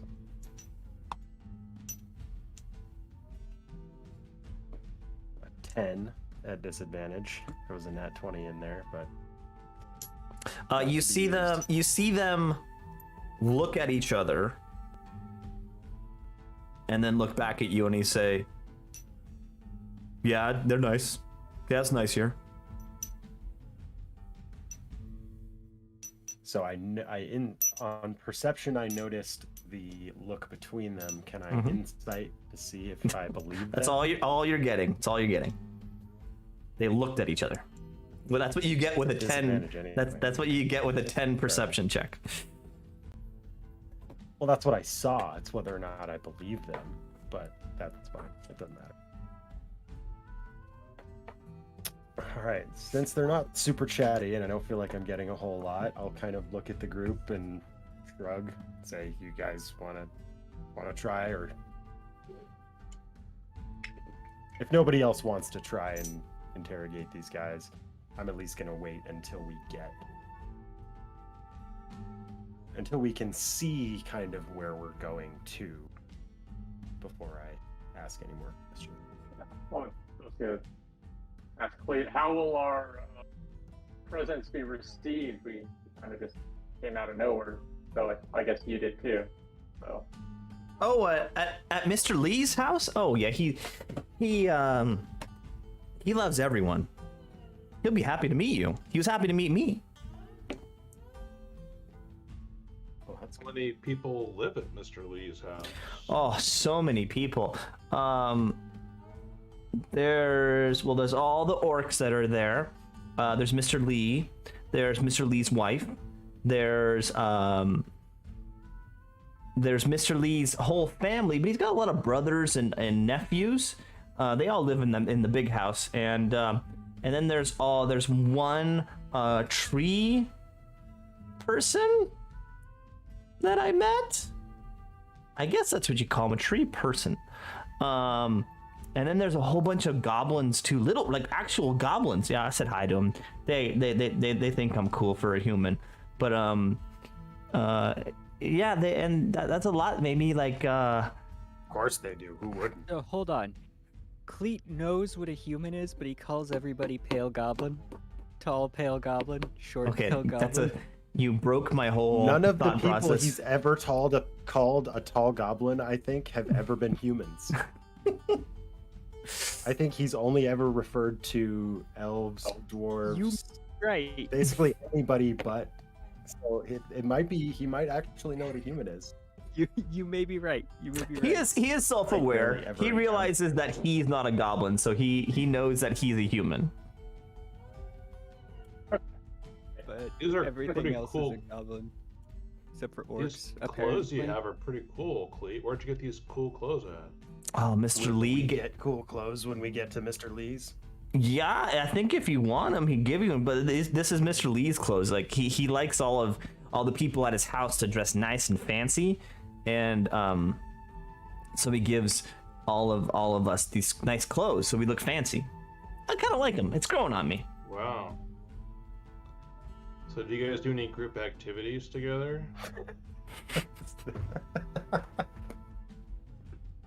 Group activities. Oh shit. That's horrible. Ooh, there's your Where my episode. mind is going, it's horrible. There, my friend, is the episode name. Group activities. We get to find out if it's forced group activities or unforced group activities. Group activities? No group activities. We hang out together, and then a lot of us go farming, and sometimes we hang out on the porch of the big house. Activity. Cleet, are you in a cult? Do you have to go farming if you don't want to? I like farming. That's not what I asked, please. That's probably as good of an answer as you're gonna get, though. I mean, when they asked if I wanted to go farm, I just said yes. So, has there been a day since then where you were like, you know what, I'm not really feeling it today, or maybe you wanted to sleep in a little bit, or a little bit late to farming? Have been any of those days? I'm always into farming. I always like to farm. There hasn't been a day like that for me. Gotcha. And as I'm asking Cleet all these questions, loud enough for the orcs to hear, do they make any reaction? Give me a perception check. Okay.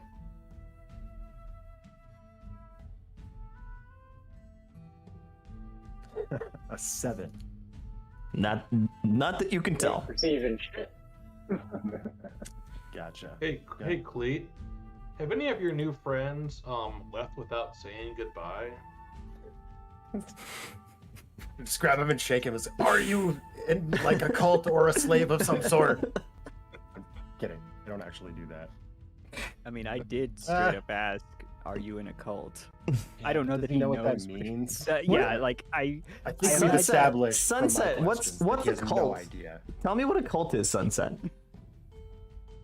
All right. Well, you're explaining that. I'm gonna be right back. I'll tell you when you're older. Okay. Has any of my friends disappeared? No, all my friends are there in the at the big house. But I've got a lot of friends. It's hard to keep them all straight, so.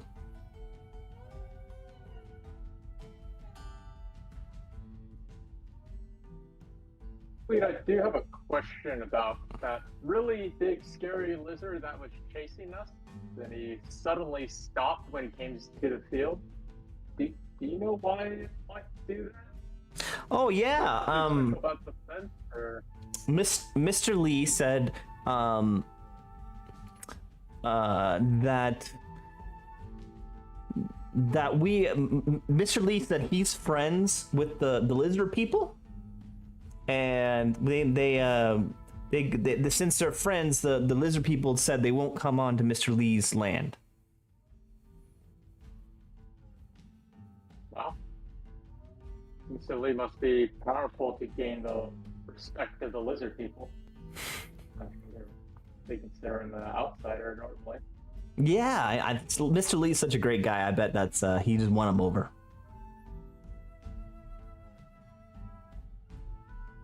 You seen him do magic? Magic? No, like he doesn't do magic. He can't do magic like I can, because I would know that, because I know about the druidism magic, but I haven't seen him do magic. No. Look forward to meeting him. How did you get there? I know it's getting dark now. Huh? Oh, we're almost there. It's just over that rise. Okay. Cool.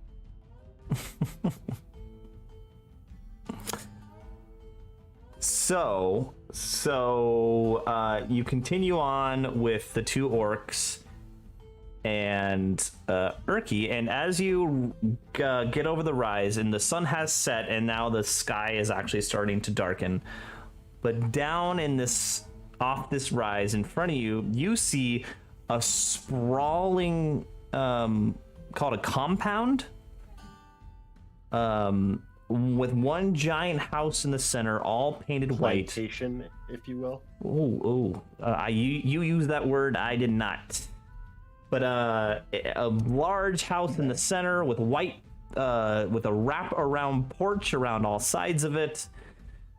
2 levels, steepled roof, a few small or surrounding buildings, all bustling with life and light, and there's torches lighting up the common area.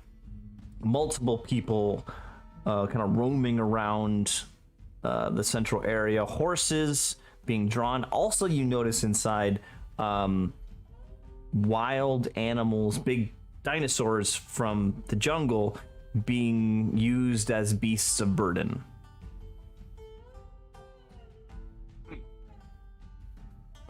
Wow, this is quite the setup. Yeah, we like it here. It's really nice. This is Mr. Lee's home. Cool. You ever ride one of those dinosaurs? Yeah, I did once, but it swung its tail and it just threw me off. It was pretty crazy.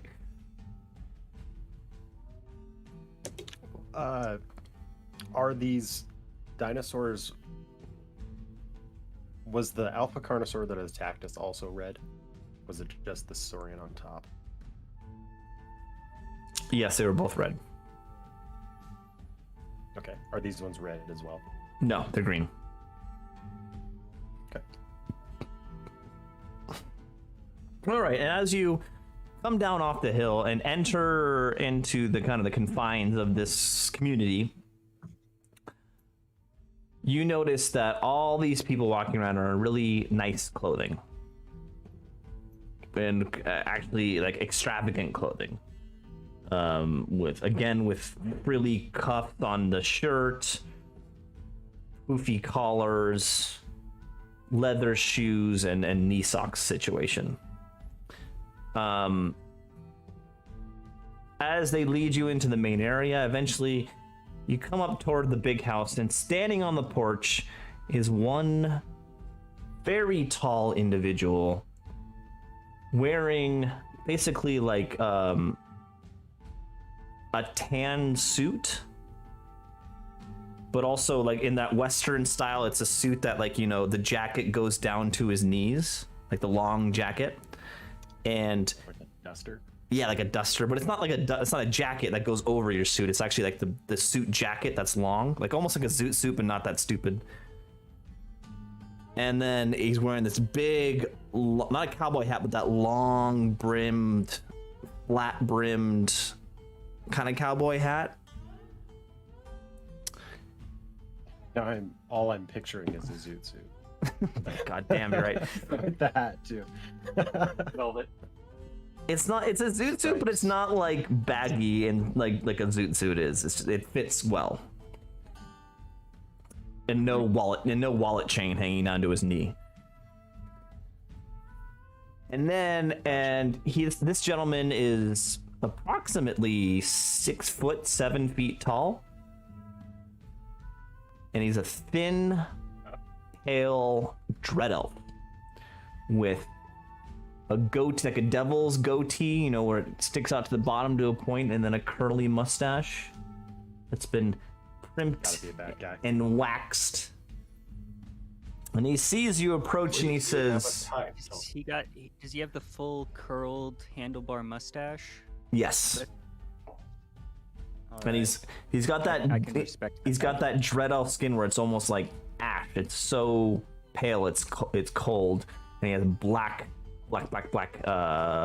facial hair. And you see coming down, he has the long, kind of down to his shoulders, slicked back hair underneath his hat.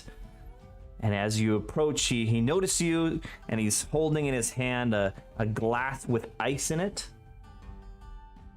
Looks like a yellow liquid, like maybe lemonade. And he turns to you and he says, "Well, I do declare. Hello and welcome to my home. And who are you, good fellows, who have approached me this evening?" Wow, dude, you look awesome.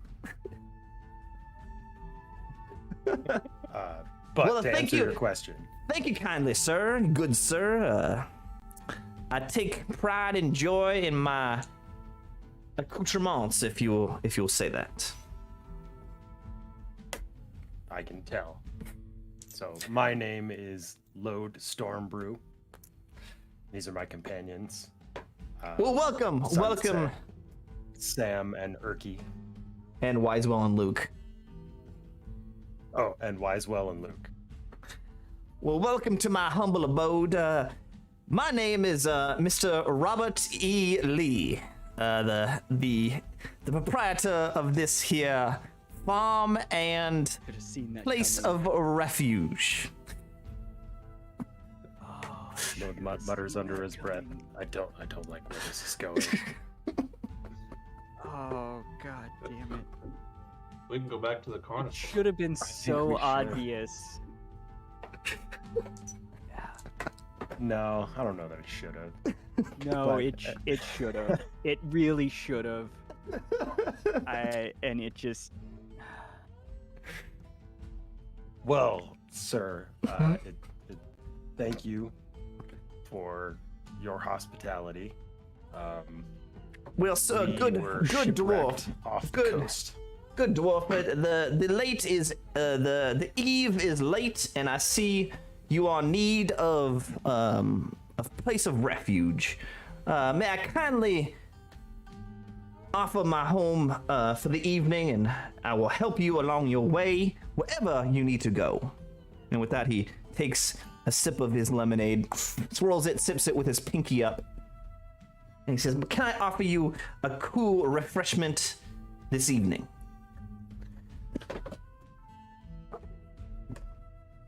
That would be Wait.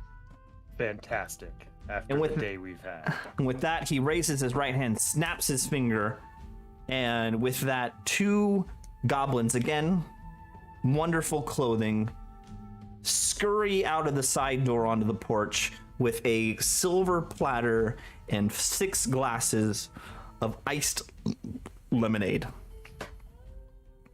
And Nice. one scurries up to you and lifts it above his head and he puts his head down and raises it toward you.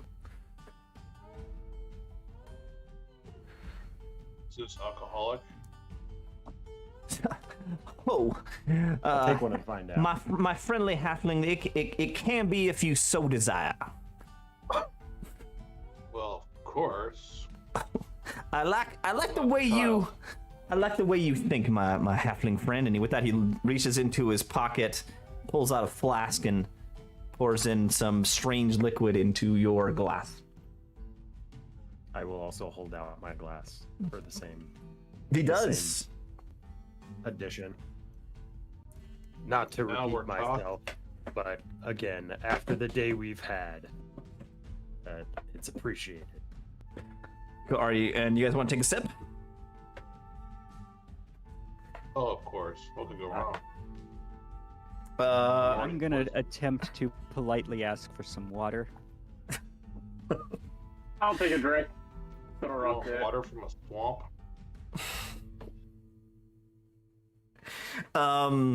So Urki, you want the alcohol? Take out water to make lemonade, like.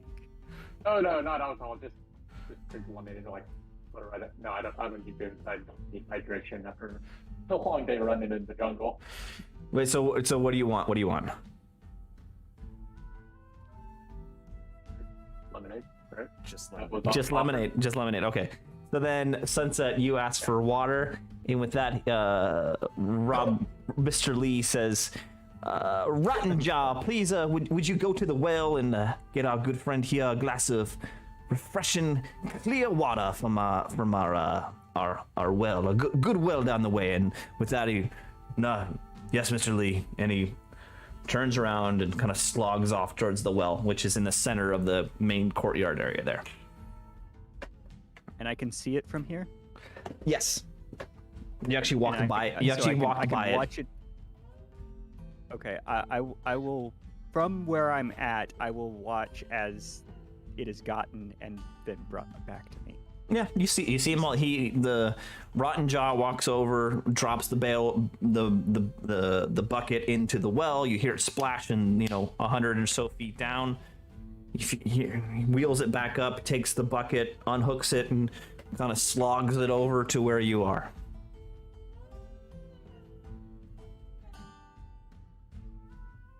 So as you enjoy your refreshments, my anything friends, terrible happen?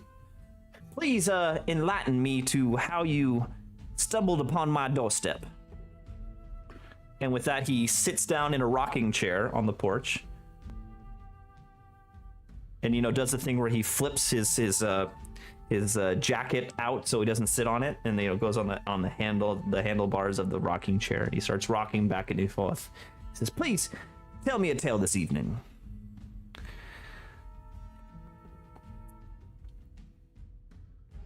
Well, since nobody else seems to want to tell it, we were on an expedition from Vetia as part of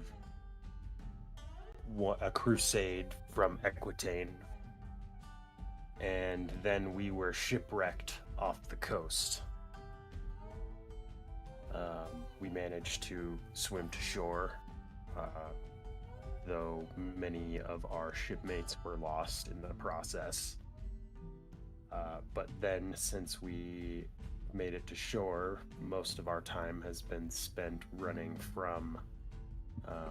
you said there is is there an actual alpha carnosaur here being used as a beast of burden? No. These are other dinosaurs that are smaller, much smaller. We were attacked by a beast of that sort, but much larger and more vicious, and ridden by one of the Saurian natives. Some of our other companions were not so lucky as to get away. That is... We were able to find the edge of what appears to be your property. And as soon as we jumped over the fence, they stopped chasing us. You know why that would be? Oh yes, that. We found it a wonderful refuge, but we were very curious as to why that would be the case. That is a load, my friend. That is a terrible tale. Those saurians that live south of my land they're a vile bunch, a bunch of vagabonds and ruffians, if you put it that way. I am sad to hear about your friends who have been lost in the jungle. I will do my best to find them and return them to safety. But I believe we have come to a general understanding with my land and the native lizard people who are out there. I feel we have come to fisticuffs numerous times over this land, and we are now at a place where we can coexist, if you want to put it that way. Many blood has been spilt over this agreement, but that is where we are now, and I thank whatever gods you pray to that we are here today, together and safe. Well, again, we were grateful for it. For asking too many questions at the time, but we were curious. Load, give me an insight check. Okay.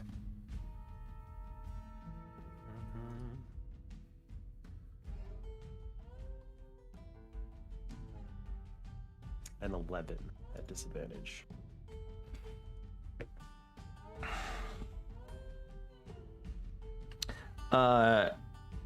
You believe everything he says seems very truthful to you, except for the part about the way he said fisticuffs, like the way they fought, doesn't seem truthful to you. He's hiding something. Yeah, I would have assumed that it was a little more in depth than that, so that makes sense. Okay. I'm still very skeptical about this place and what all the people are doing here, but yeah, I'm not asking any more questions about why the giant dinosaur that was trying to kill us stopped chasing us when we jumped the fence. Cool with that for now. Okay. Anything else you want to ask him? Oh, and by the way, have you guys sipped your drinks? Load and Sam. Oh yeah. I need Load and Sam to give me glasses. your glass is something. Both of you give me a Constitution saving throw.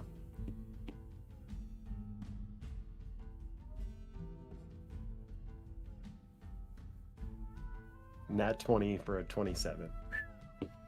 11. Oh, it's been too long.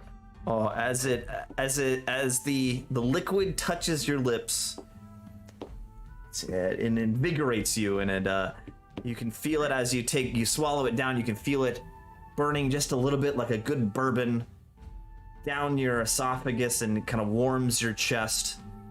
If either of you were exhausted, you are no longer. Oh my god. Yeah. So many disadvantage checks. Thank you. But I'm really curious what would have happened if they failed. you never know. Probably nothing.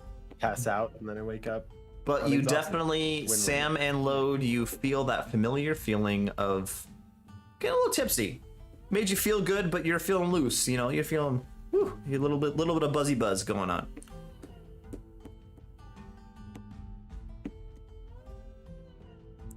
And with that,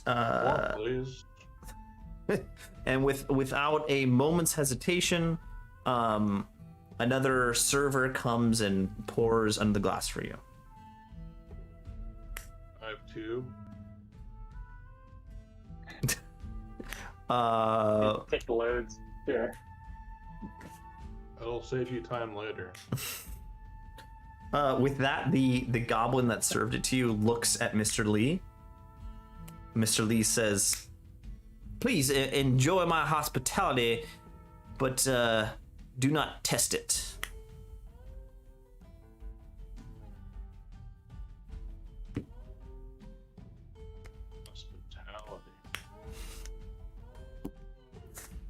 You drink your second drink.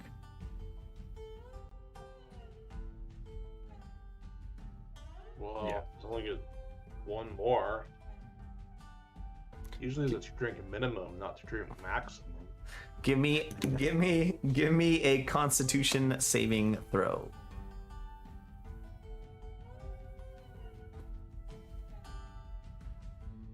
I don't suppose this is against a poison effect, is it?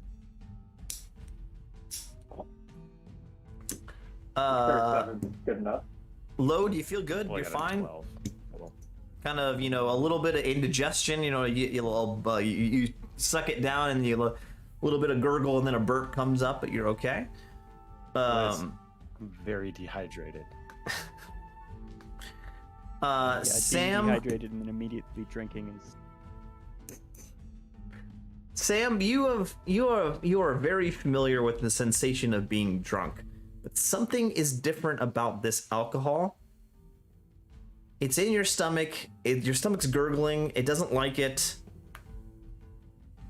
And without warning, all of a sudden, you need to vomit.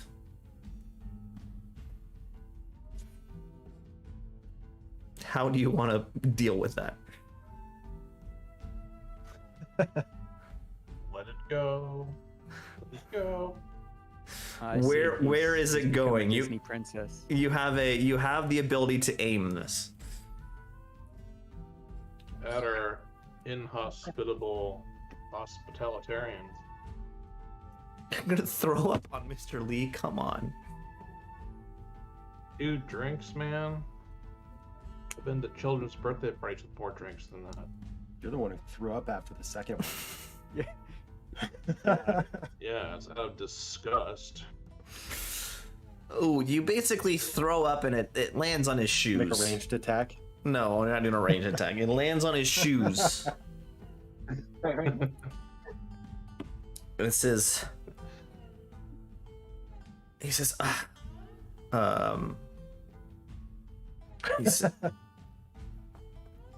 he says, by the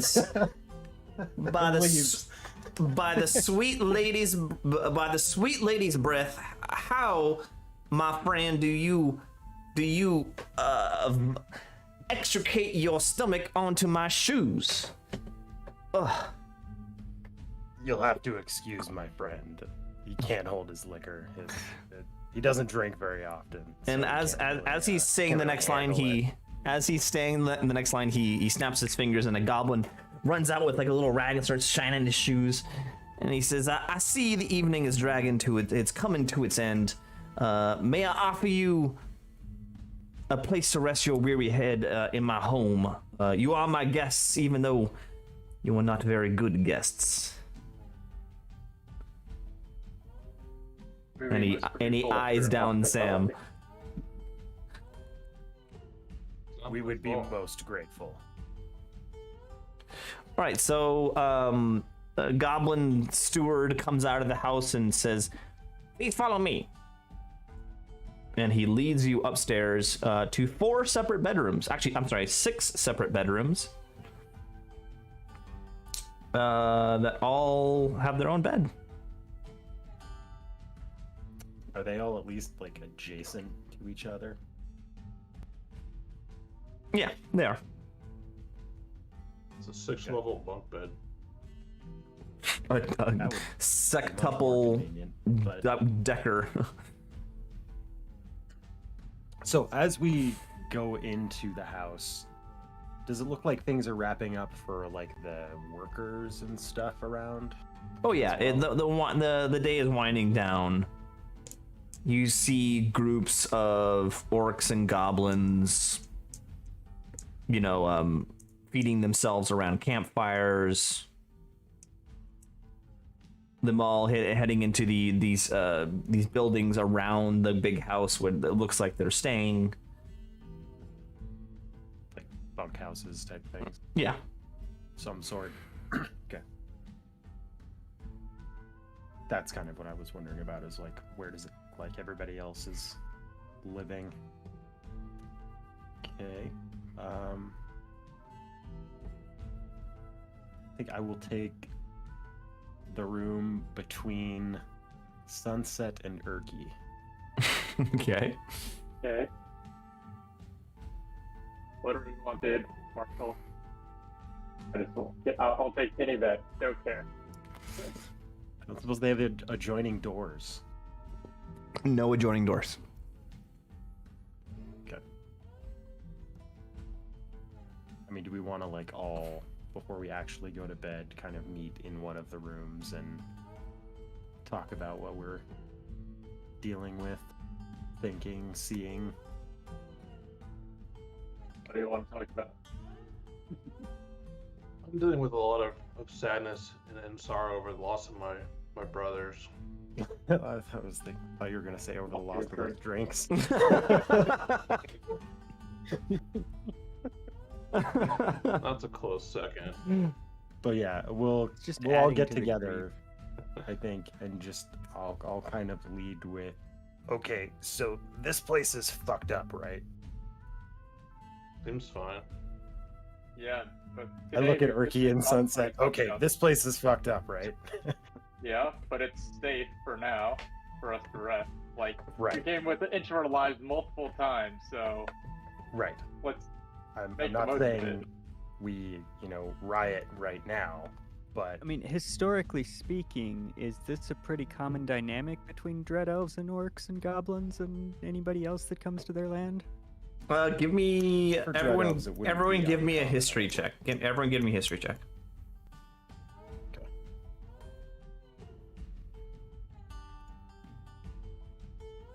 Wait, I'm still at disadvantage.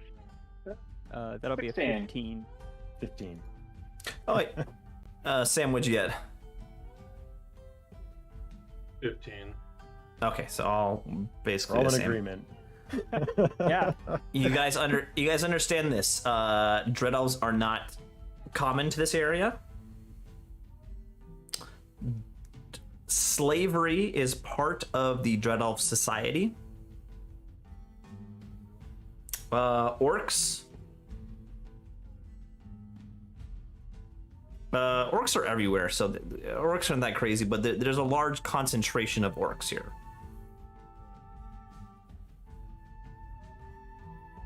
There's The- a new path to the Underdark.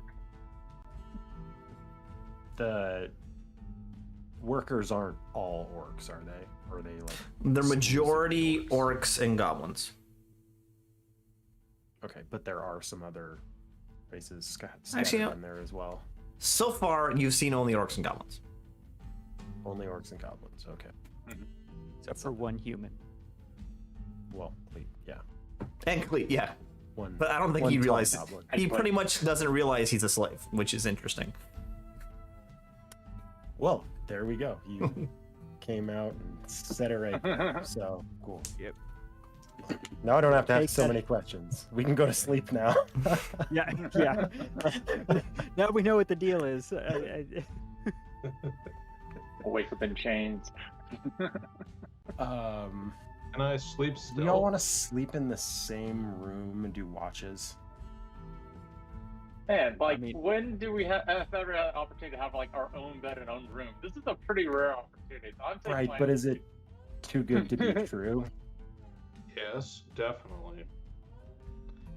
I mean, I'm only down 15 health. I don't have any spells to recharge, so I can take a watch if it buys us some safety. So, Sunset. I mean, I need. No, my you're not a four, huge so- team player, but could you do a watch because you only have to sleep 4 hours? I mean, yeah, but I need my 4. And Right. We'll get you your 4. So Don't worry about that. I know you're very particular about that. But given that. Well, here I will take first watch. I just recovered from. How many watches do we need to take? Two 4-hour watches. How long do you want to sleep? 2 4 hours. Okay. I mean, Well then, I don't know. Some DMs like to do 3. I don't know. All depends. So if Sam and Sunset are both willing to take a watch, I will let that happen because I'm a sleepy boy. Yep, pretty beat. Are you doing the Or old? you definitely need full.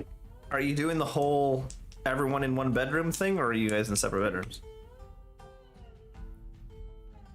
I think Slumber I think separate bedrooms is the right call.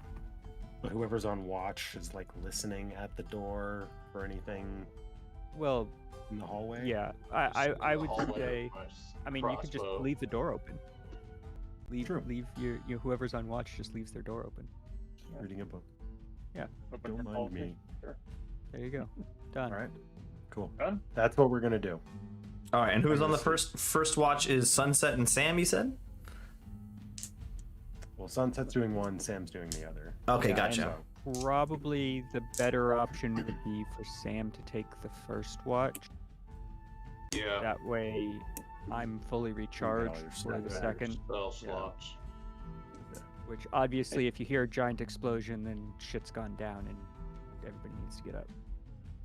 Yeah, that's what I'm assuming. Both of you can wake. Pretty good at waking people up, I assume.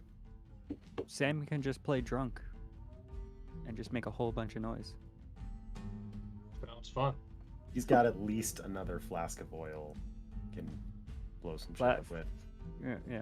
Well, like I'm 6 sure he's got more. a number of flasks of ale too. So Burn this fucker down.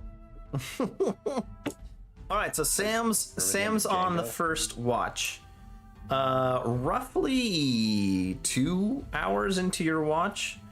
Well, first of all, how do I want to do this? You are very tempted to drink more alcohol. What kind of... Do you want to go search out alcohol, or do you want to resist it? I mean, he probably knows I have an alchemy jug sitting in my pack. yeah, I but mean, he's drank from it before. does he know which cork? Good question. Is he going to get the mayonnaise cork? Ugh, salt water. Ugh, poison. Mayonnaise. It's almost as good. No, I'm not really feeling it. Still feel sick from earlier, from Mr. Lee's trash alcohol. The booze here is weird anyway. Boozer sucks. What kind of booze has restorative properties? This whole con sucks. That's what made him throw up. That makes total sense. Booze that actually helped him? Yeah. Yeah. Disgusting. Oh, I feel weird. Tempting This to is help. going the wrong. It's like backwards. It's not doing the right thing. Feel too good. All right, give me a Constitution saving throw, willpower saving throw. So what would the right one be? Probably willpower. Except that's Pathfinder. I would say Yeah, that's not wisdom an would be actual the closest metric here. equivalent. What? Wisdom? I would say wisdom is likely the closest to a willpower roll. Constitution. Constitution's more for Like physical. yeah. This would be more mental. Give me a wisdom saving throw. So, I think wisdom. You might be able to argue intelligence, but I think How wisdom. about a is- 20? Woo! Nat Oh. 20. Yeah. Yeah, you- Sam rolling against alcoholism. She's gonna be fine. You resisted so hard you actually think about becoming sober. For a Oh second. no, and they're we've like, gone too "Nah." far.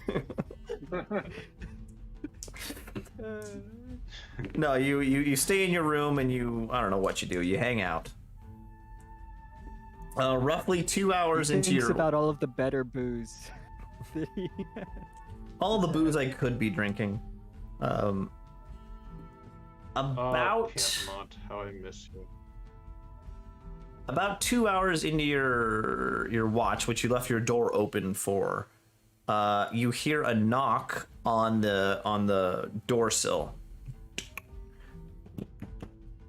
And standing in the doorway is a little goblin server, a little goblin woman, holding a tray, with a couple glasses on it. And she says, Can I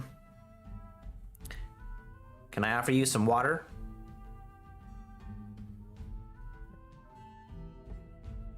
Water? Yes, sir, water. Sober. Not desperate.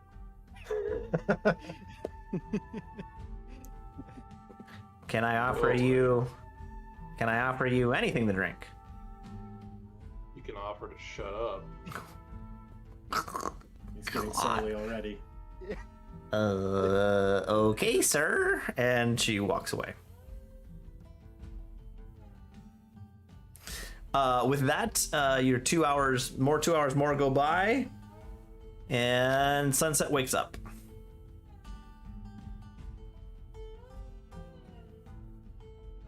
I will relieve Sam and leave my door open and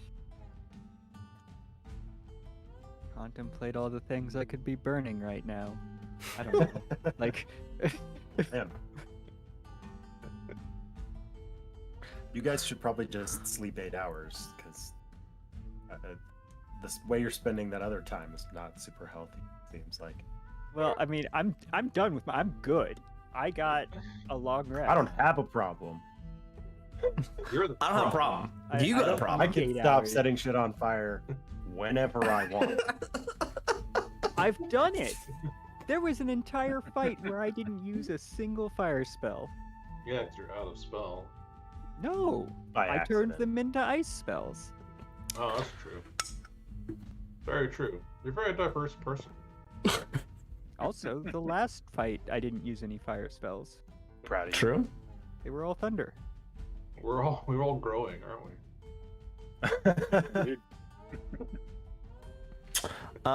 Again, I roughly can't think about being Trogdor. A lot of personal growth.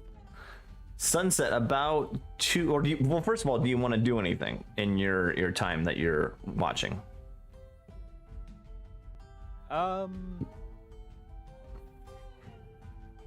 Can I pretend to be, I don't know, meditating? Or Pretend to something? meditate. Like, so Yeah. describe that to me. Like, you just like want to be like in a pose, like in a doing a yogi pose or something. Well, 'cause Yeah. elves don't really sleep anyway, do they? Yeah. They No, they trance. they trance. So So like, that could be done sitting up.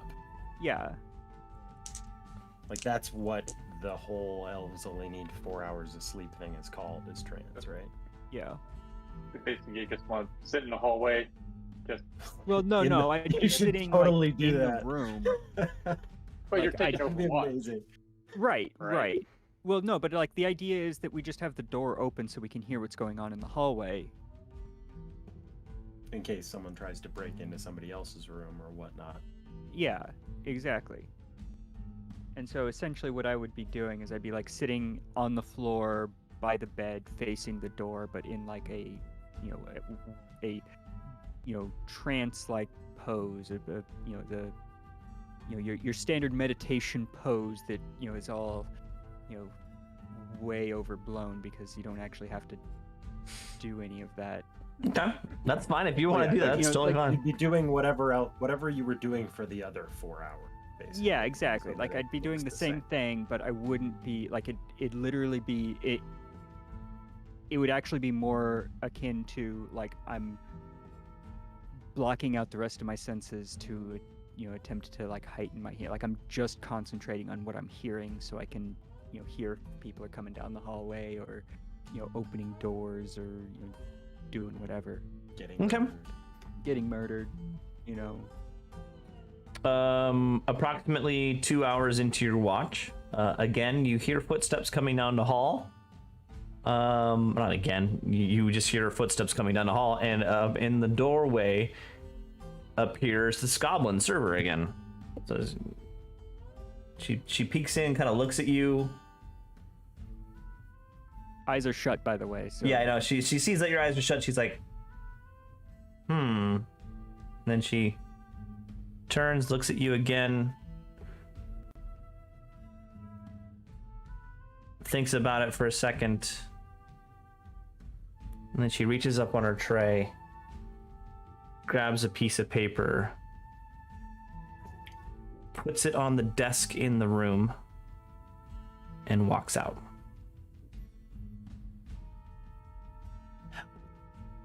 Mm-hmm.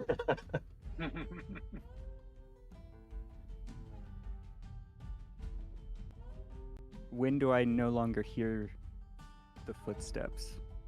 Can you make Sunset do a perception check to see if she hears the piece of paper being put down?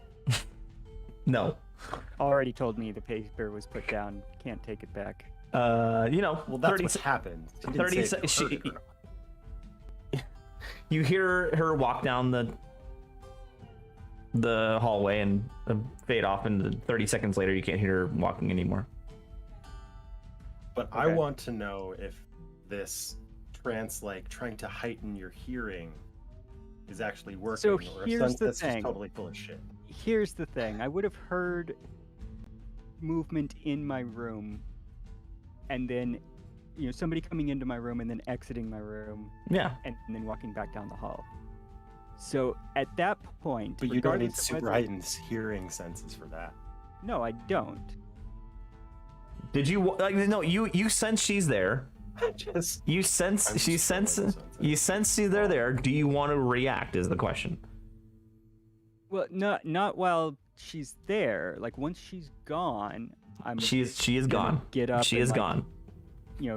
Kind of do a because I obviously heard her come into the room. I want to look around the room and see if anything's different, and I notice the paper, which I will pick up and look at. You look at the paper, and there's a note, a handwritten note. It says,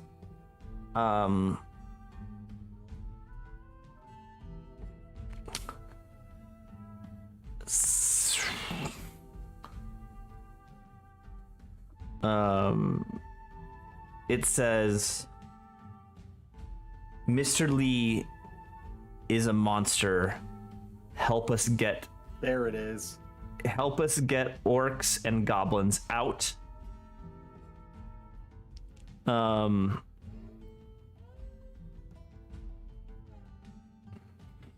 Place this note in the hallway.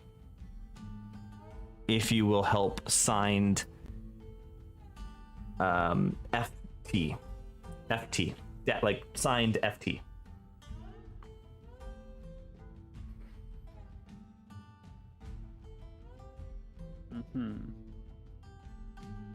Actually, no. It says pin this to your door, if you will help. That's what she says.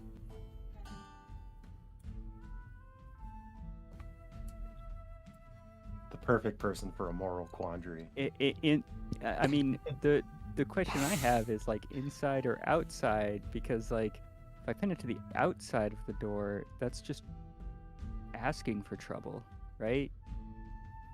But the inside of the door, nobody's necessarily going to see it. Pretty terrible tradecraft. You would have to assume that hey, this put a slash on the door or servant something. in this house knows the house. Yeah, you're right. It's too late. They wrote it on the note. They're not very. No, she's smarter than that. She says something like, leave a sock on your door, something like that. Do I even have socks? Yeah, leave a. You're a Sylvan elf. There's no way you have socks. Leave a pillowcase on the doorknob outside your door.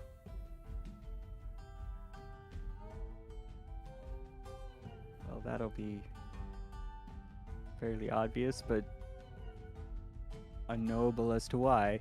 Yep. It's an elvish custom. But the real key. Blow your nose in it. The real key is, will you do it or not? I mean, I feel like some of the rest of the party would be on board. I don't know how Sam would feel. I don't really know how Erky would feel. I feel like Lode would be on board with helping these guys, right? Yeah, but he doesn't know what's going on. Right. Until right. you tell him, so. Yeah. Up to you. He might end up trying to kill this dude anyway. Yeah. But... That's kind of what I figured. So. What's the steal his cool jacket? I'm gonna say. I'm gonna say 50% of the party at least is probably on board with trying to help, and it's better than fighting a Carnosaur. I assume, maybe. I don't know. We didn't even really try, so yeah. Who knows? Maybe we did try to. One. We did try to fight. We chose the hard path. we did try to fight the Carnosaur. That was not going well, but I mean, this guy's just an elf. I've killed dread elves before. I just killed one a couple days ago. You did actually. Yeah. Big ball of fire. It was great. It was great. I want to do it again. Thanks for the I'll do it again. Yeah, so I mean, it's all up to you, Sunset, whether what you tell us when we wake up, and whether you do the pillowcase thing. I mean, yeah. So I'm gonna wait until like everybody's getting up, but like as I leave my room, I'll leave a pillowcase on the doorknob. Okay. So as you leave your room on the way to the other rooms, or are you gonna go downstairs? Room. I'll go to Lode's room first. Pillowcase revolution. And I'll show him the note and be like, yeah, so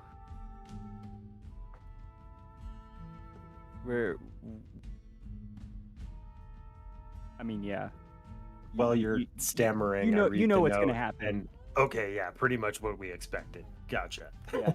Yeah. So, I was trying to figure out a way to say, yeah, we're gonna do this thing, without saying, hey, we're gonna murder this guy out loud, in case somebody was listening that was like, yeah, we want to stop that.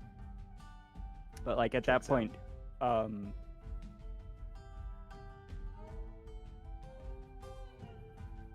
gonna burn the note at this point. Okay. Can't have that shit floating around. I was gonna have Sam eat it when he got here, but that works too.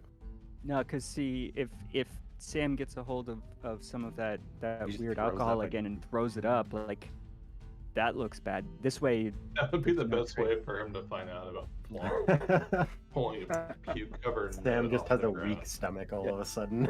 Yeah. No, he's just got a very particular stomach. None of this bullshit restorative alcohol. No, if it's not killing me, I don't want it. You get it. Okay, so I mean, I think we just sort of relay that to the whole party and see what everybody thinks. But I don't think we're doing anything. We're not like gonna start again. We're not gonna start the riot right now. I don't think. We're not full murder hobo. Ooh, long rest. Long rest, everyone. Yeah, long rest. Well, except for Sam. Except for Sam, he gets a short rest. He would get a short rest. I will be right back. I don't need much. So Sunset explains to you what happened to her. What would you guys like to do? Any response to that?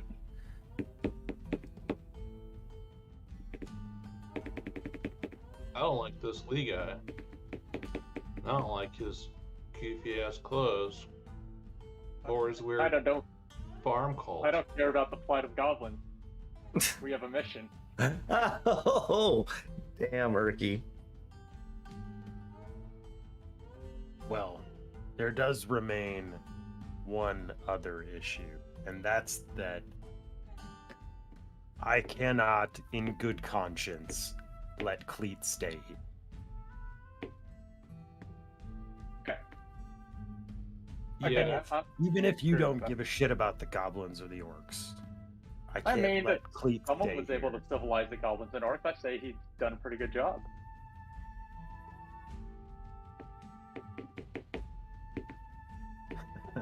Okay, we can have that conversation later. But with that said, if they're not happy here, we can just remove the barrier to their exit, and then they can go be civilized somewhere else. If you don't, you don't disapprove of their civilization, then it doesn't matter where they do it. Release them back into the wild.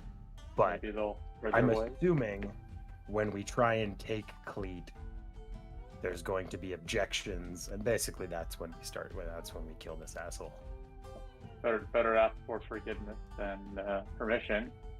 So don't just sneak away in the middle of the night. One thing is what that if Cleet doesn't want to go? Well, that he has the worst taste in friends. he does. But we can knock him. We can knock him out.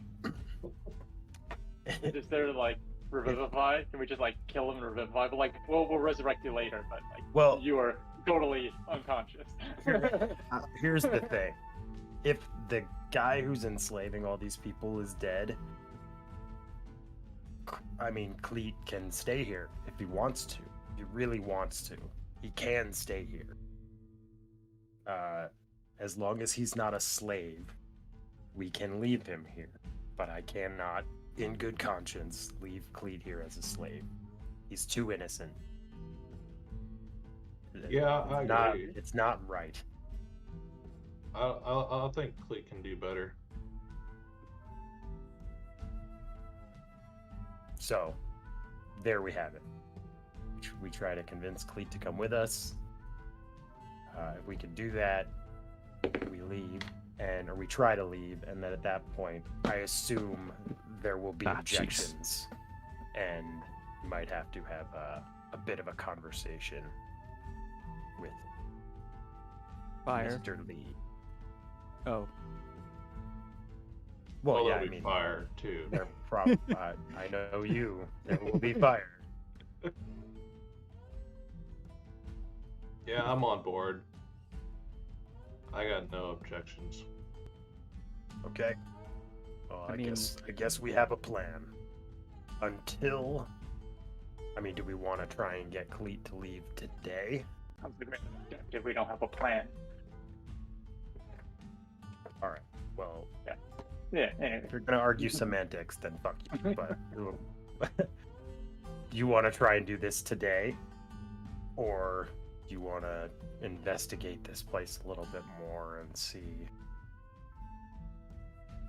Yeah, maybe it would help us understand what to do next better if we could figure out the. I would actually like to find out if. So, two things. One, the possibility remains that this is a trick.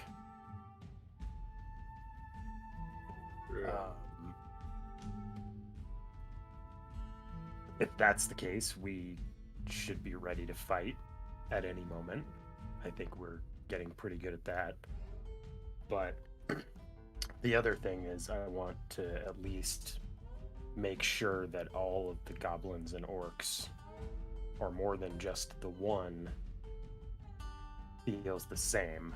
Because if all the other orcs and goblins are at least maybe not even into it, but like brainwashed into staying and fighting for whatever they perceive to be the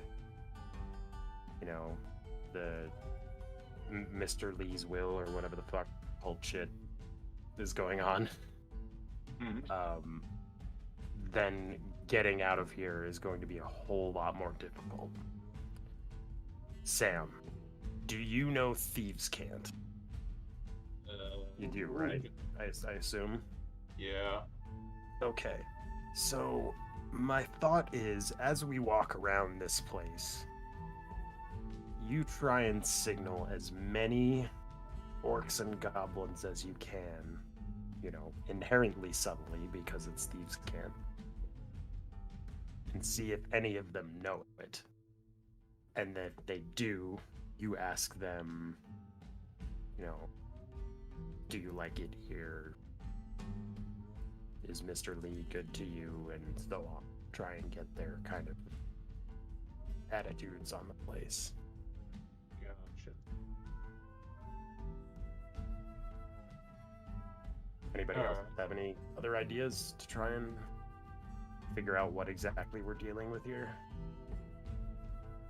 I have a disguise kit. The disguise the pale goblin into a goblin? Yeah. I could disguise. Although he doesn't speak goblin, so it. Have That's you heard good. any of them speaking goblin or orcish? Or have we only heard common since we've been here? You've only heard common since you've been here. That doesn't Most of them seem to speak common. necessarily mean anything. What? It doesn't necessarily mean anything. It's true. But if we were in one of the public places of, this community, so to speak, it would not be weird for him to be speaking goblin. Also, I guess we should go back to in character on this. Also, don't you think that they all know each other? Or would be a little confused by a strange goblin coming in and asking a bunch of personal questions about how they feel about Boss Man? That's a very good point. I don't think they get very many visitors. It does not seem like.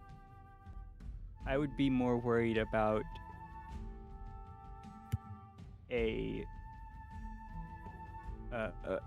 about Boss Man seeing Right. somebody. You're not trying to fool the goblins. You're trying to blend in. Yeah, it would be about Okay. blending in, not about.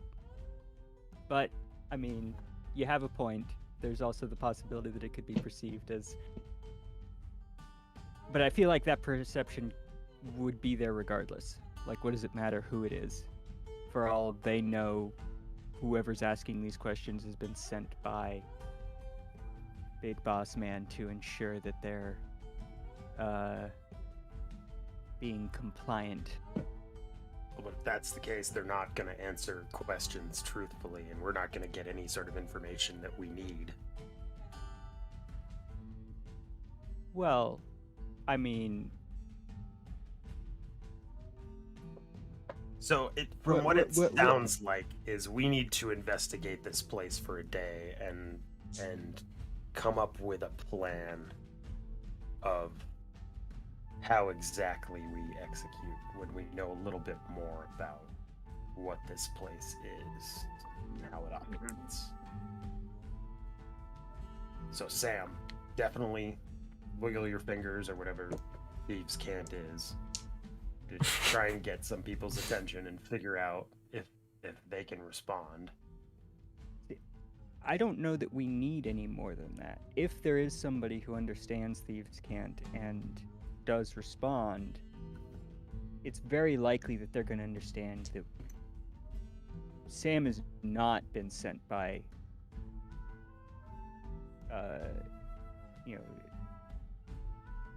fucking Robert E. Lee. It's a subtle.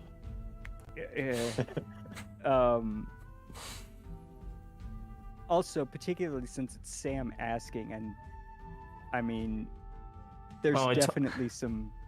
I totally messed that up. It should have been Mr. Ely. And then you learn his first name is Robert. Robert Ely. Yeah, you are. Didn't have a middle initial. Okay. Damn it! Again, I missed. so subtle. get it. It's such a subtle move. Yeah. It basically makes no difference. So. At this point, it makes no difference, but yeah. Oh. It's good though. Oh, good. So I think do we want to just like ask for the tour today and like see if maybe they will show us a little bit about their operation, which will give us the opportunity to cover some ground on the land and give Sam more opportunities to encounter people who may or may not know thieves can't. As long as it's not Mr. Lee giving the tour. Well, I mean, Sam can be standing behind him. And for all your flaws, Sam, my friend, you are fairly subtle and stealthy. So I feel like that shouldn't be too much of a problem. I don't feel like anyone would be willing to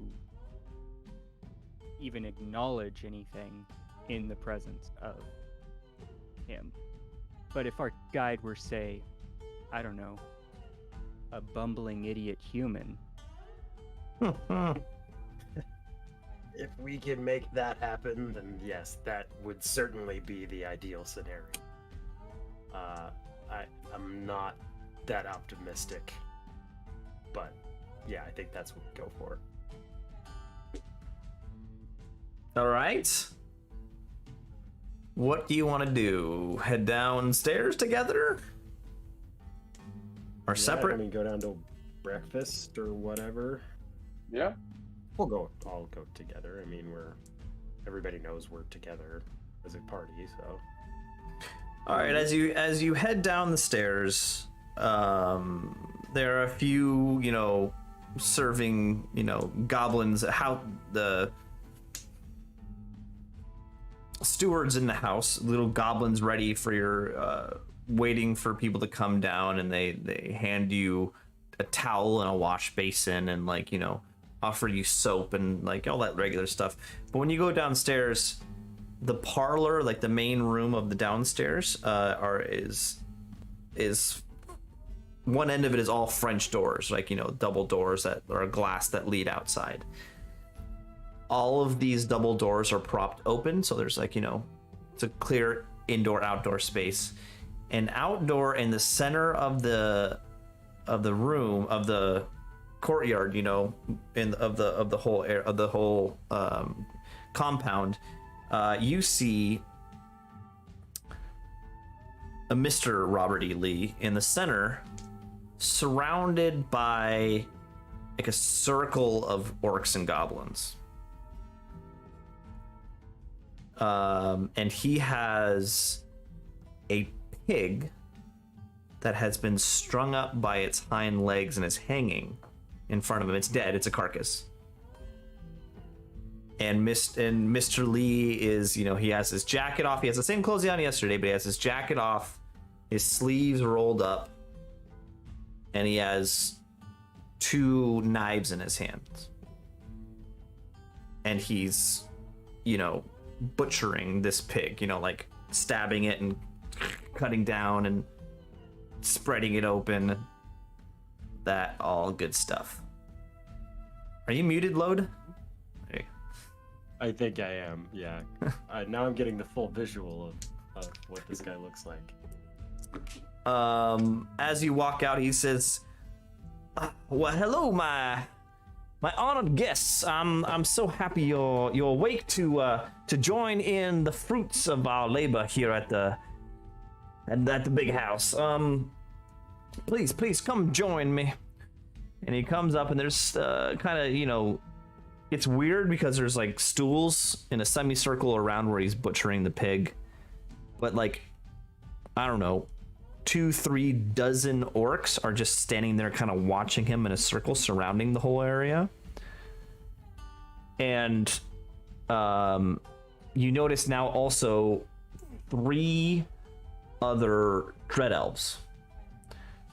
One is hanging out on the porch, leaning against a post, watching this, picking his teeth with a toothpick. One is standing amongst the orcs. And the other is sitting on the bottom step of the steps that lead off the porch.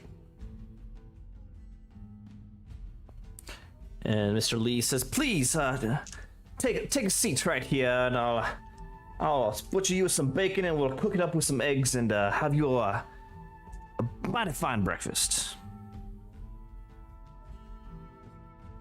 I don't suppose you also have any dead rabbits for breakfast, do you? No, I'm sorry. I'm sorry, my good dwarf. There are no rabbits in this here area. Fair enough. Fair enough. What do you guys do? I mean, he said he was going to be butchering a pig for bacon. We're waiting for bacon. Well, no, he's inviting you to sit down. Do you sit down on the stools? Okay. Yeah. Sure. All right, you go sit down. How far away are the stools from the pig that is being butchered? 5 feet. 5. Maybe 5 to 10 feet, something like that. Activity, you know. So well within possible splash zone. No, it's not like it's a dead pig. It's not like an artery's gonna like shoot blood at you. Like, no, there's no splash zone. It's a dead pig. There's no pumping blood. Don't worry. As you sit down, it's well, first of all, you do notice that Luke and Wisewell are not there.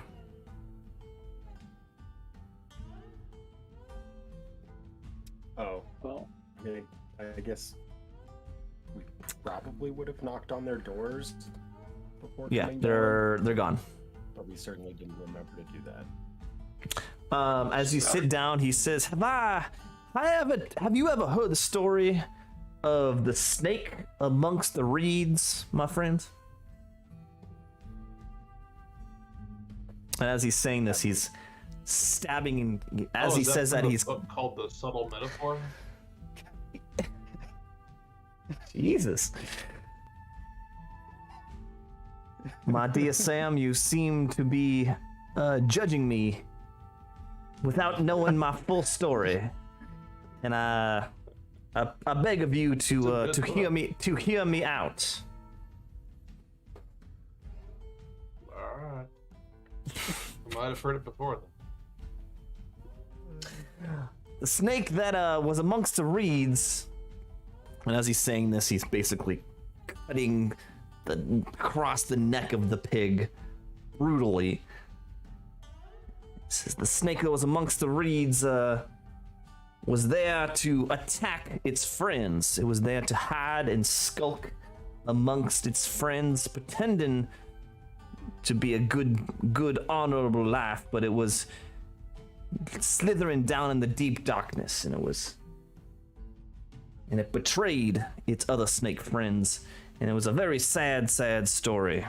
Story I often remember. My papi told it to me many a times to tell me the ways to be a good man in this world. And I'm sorry to say, my friends, there is a snake among us today. And he points at each one of you with his knife. Can you, One of us specifically? each one of you, It's me, definitely me.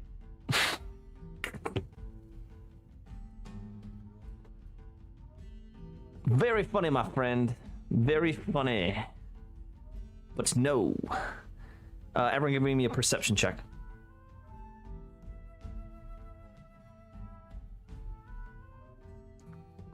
$16. Dirty 20. Oh, Sam. 16. Well, you got a minimum, right? Not for perception. Oh,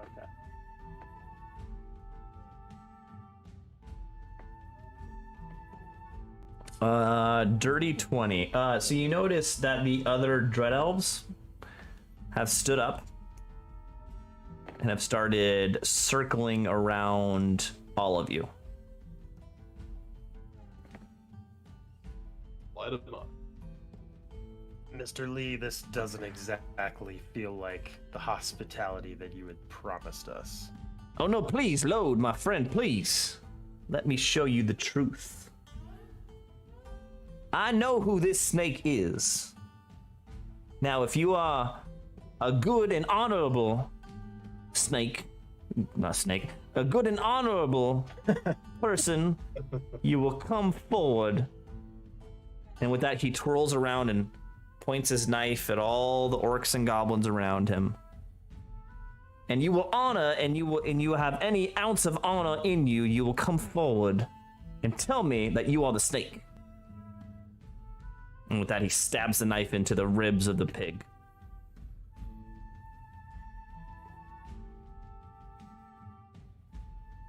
Don't ruin the birthday party yet. Invitations haven't even gone out. Is it filled with candy? I did not say that, but Loda's just waiting to see if anything happens. Yeah, it's same. Keep in mind, I cannot be surprised in the first round of combat. And with that, with a very sudden movement, Mr. Lee turns to one of the goblins in the crowd, and he says, "You, my dear ma'am, are the snake." And with that, you realize that is the goblin. Sunset realizes that's the goblin that knocked on your door in the night. Do I? I never saw her. Okay, I already said it, so you sense it in some sixth sense. That is the She that is the reacts. goblin. All right, fine, but She reacts, you recognize her voice. Sure. I recognize the sound of her breathing because of super hearing. She was muttering at some point. And she jump ups and she says, "No, it's not me." And Mr. Lee says, "Yes, it is, my dear Farriot Tubman. You are the one." Jesus.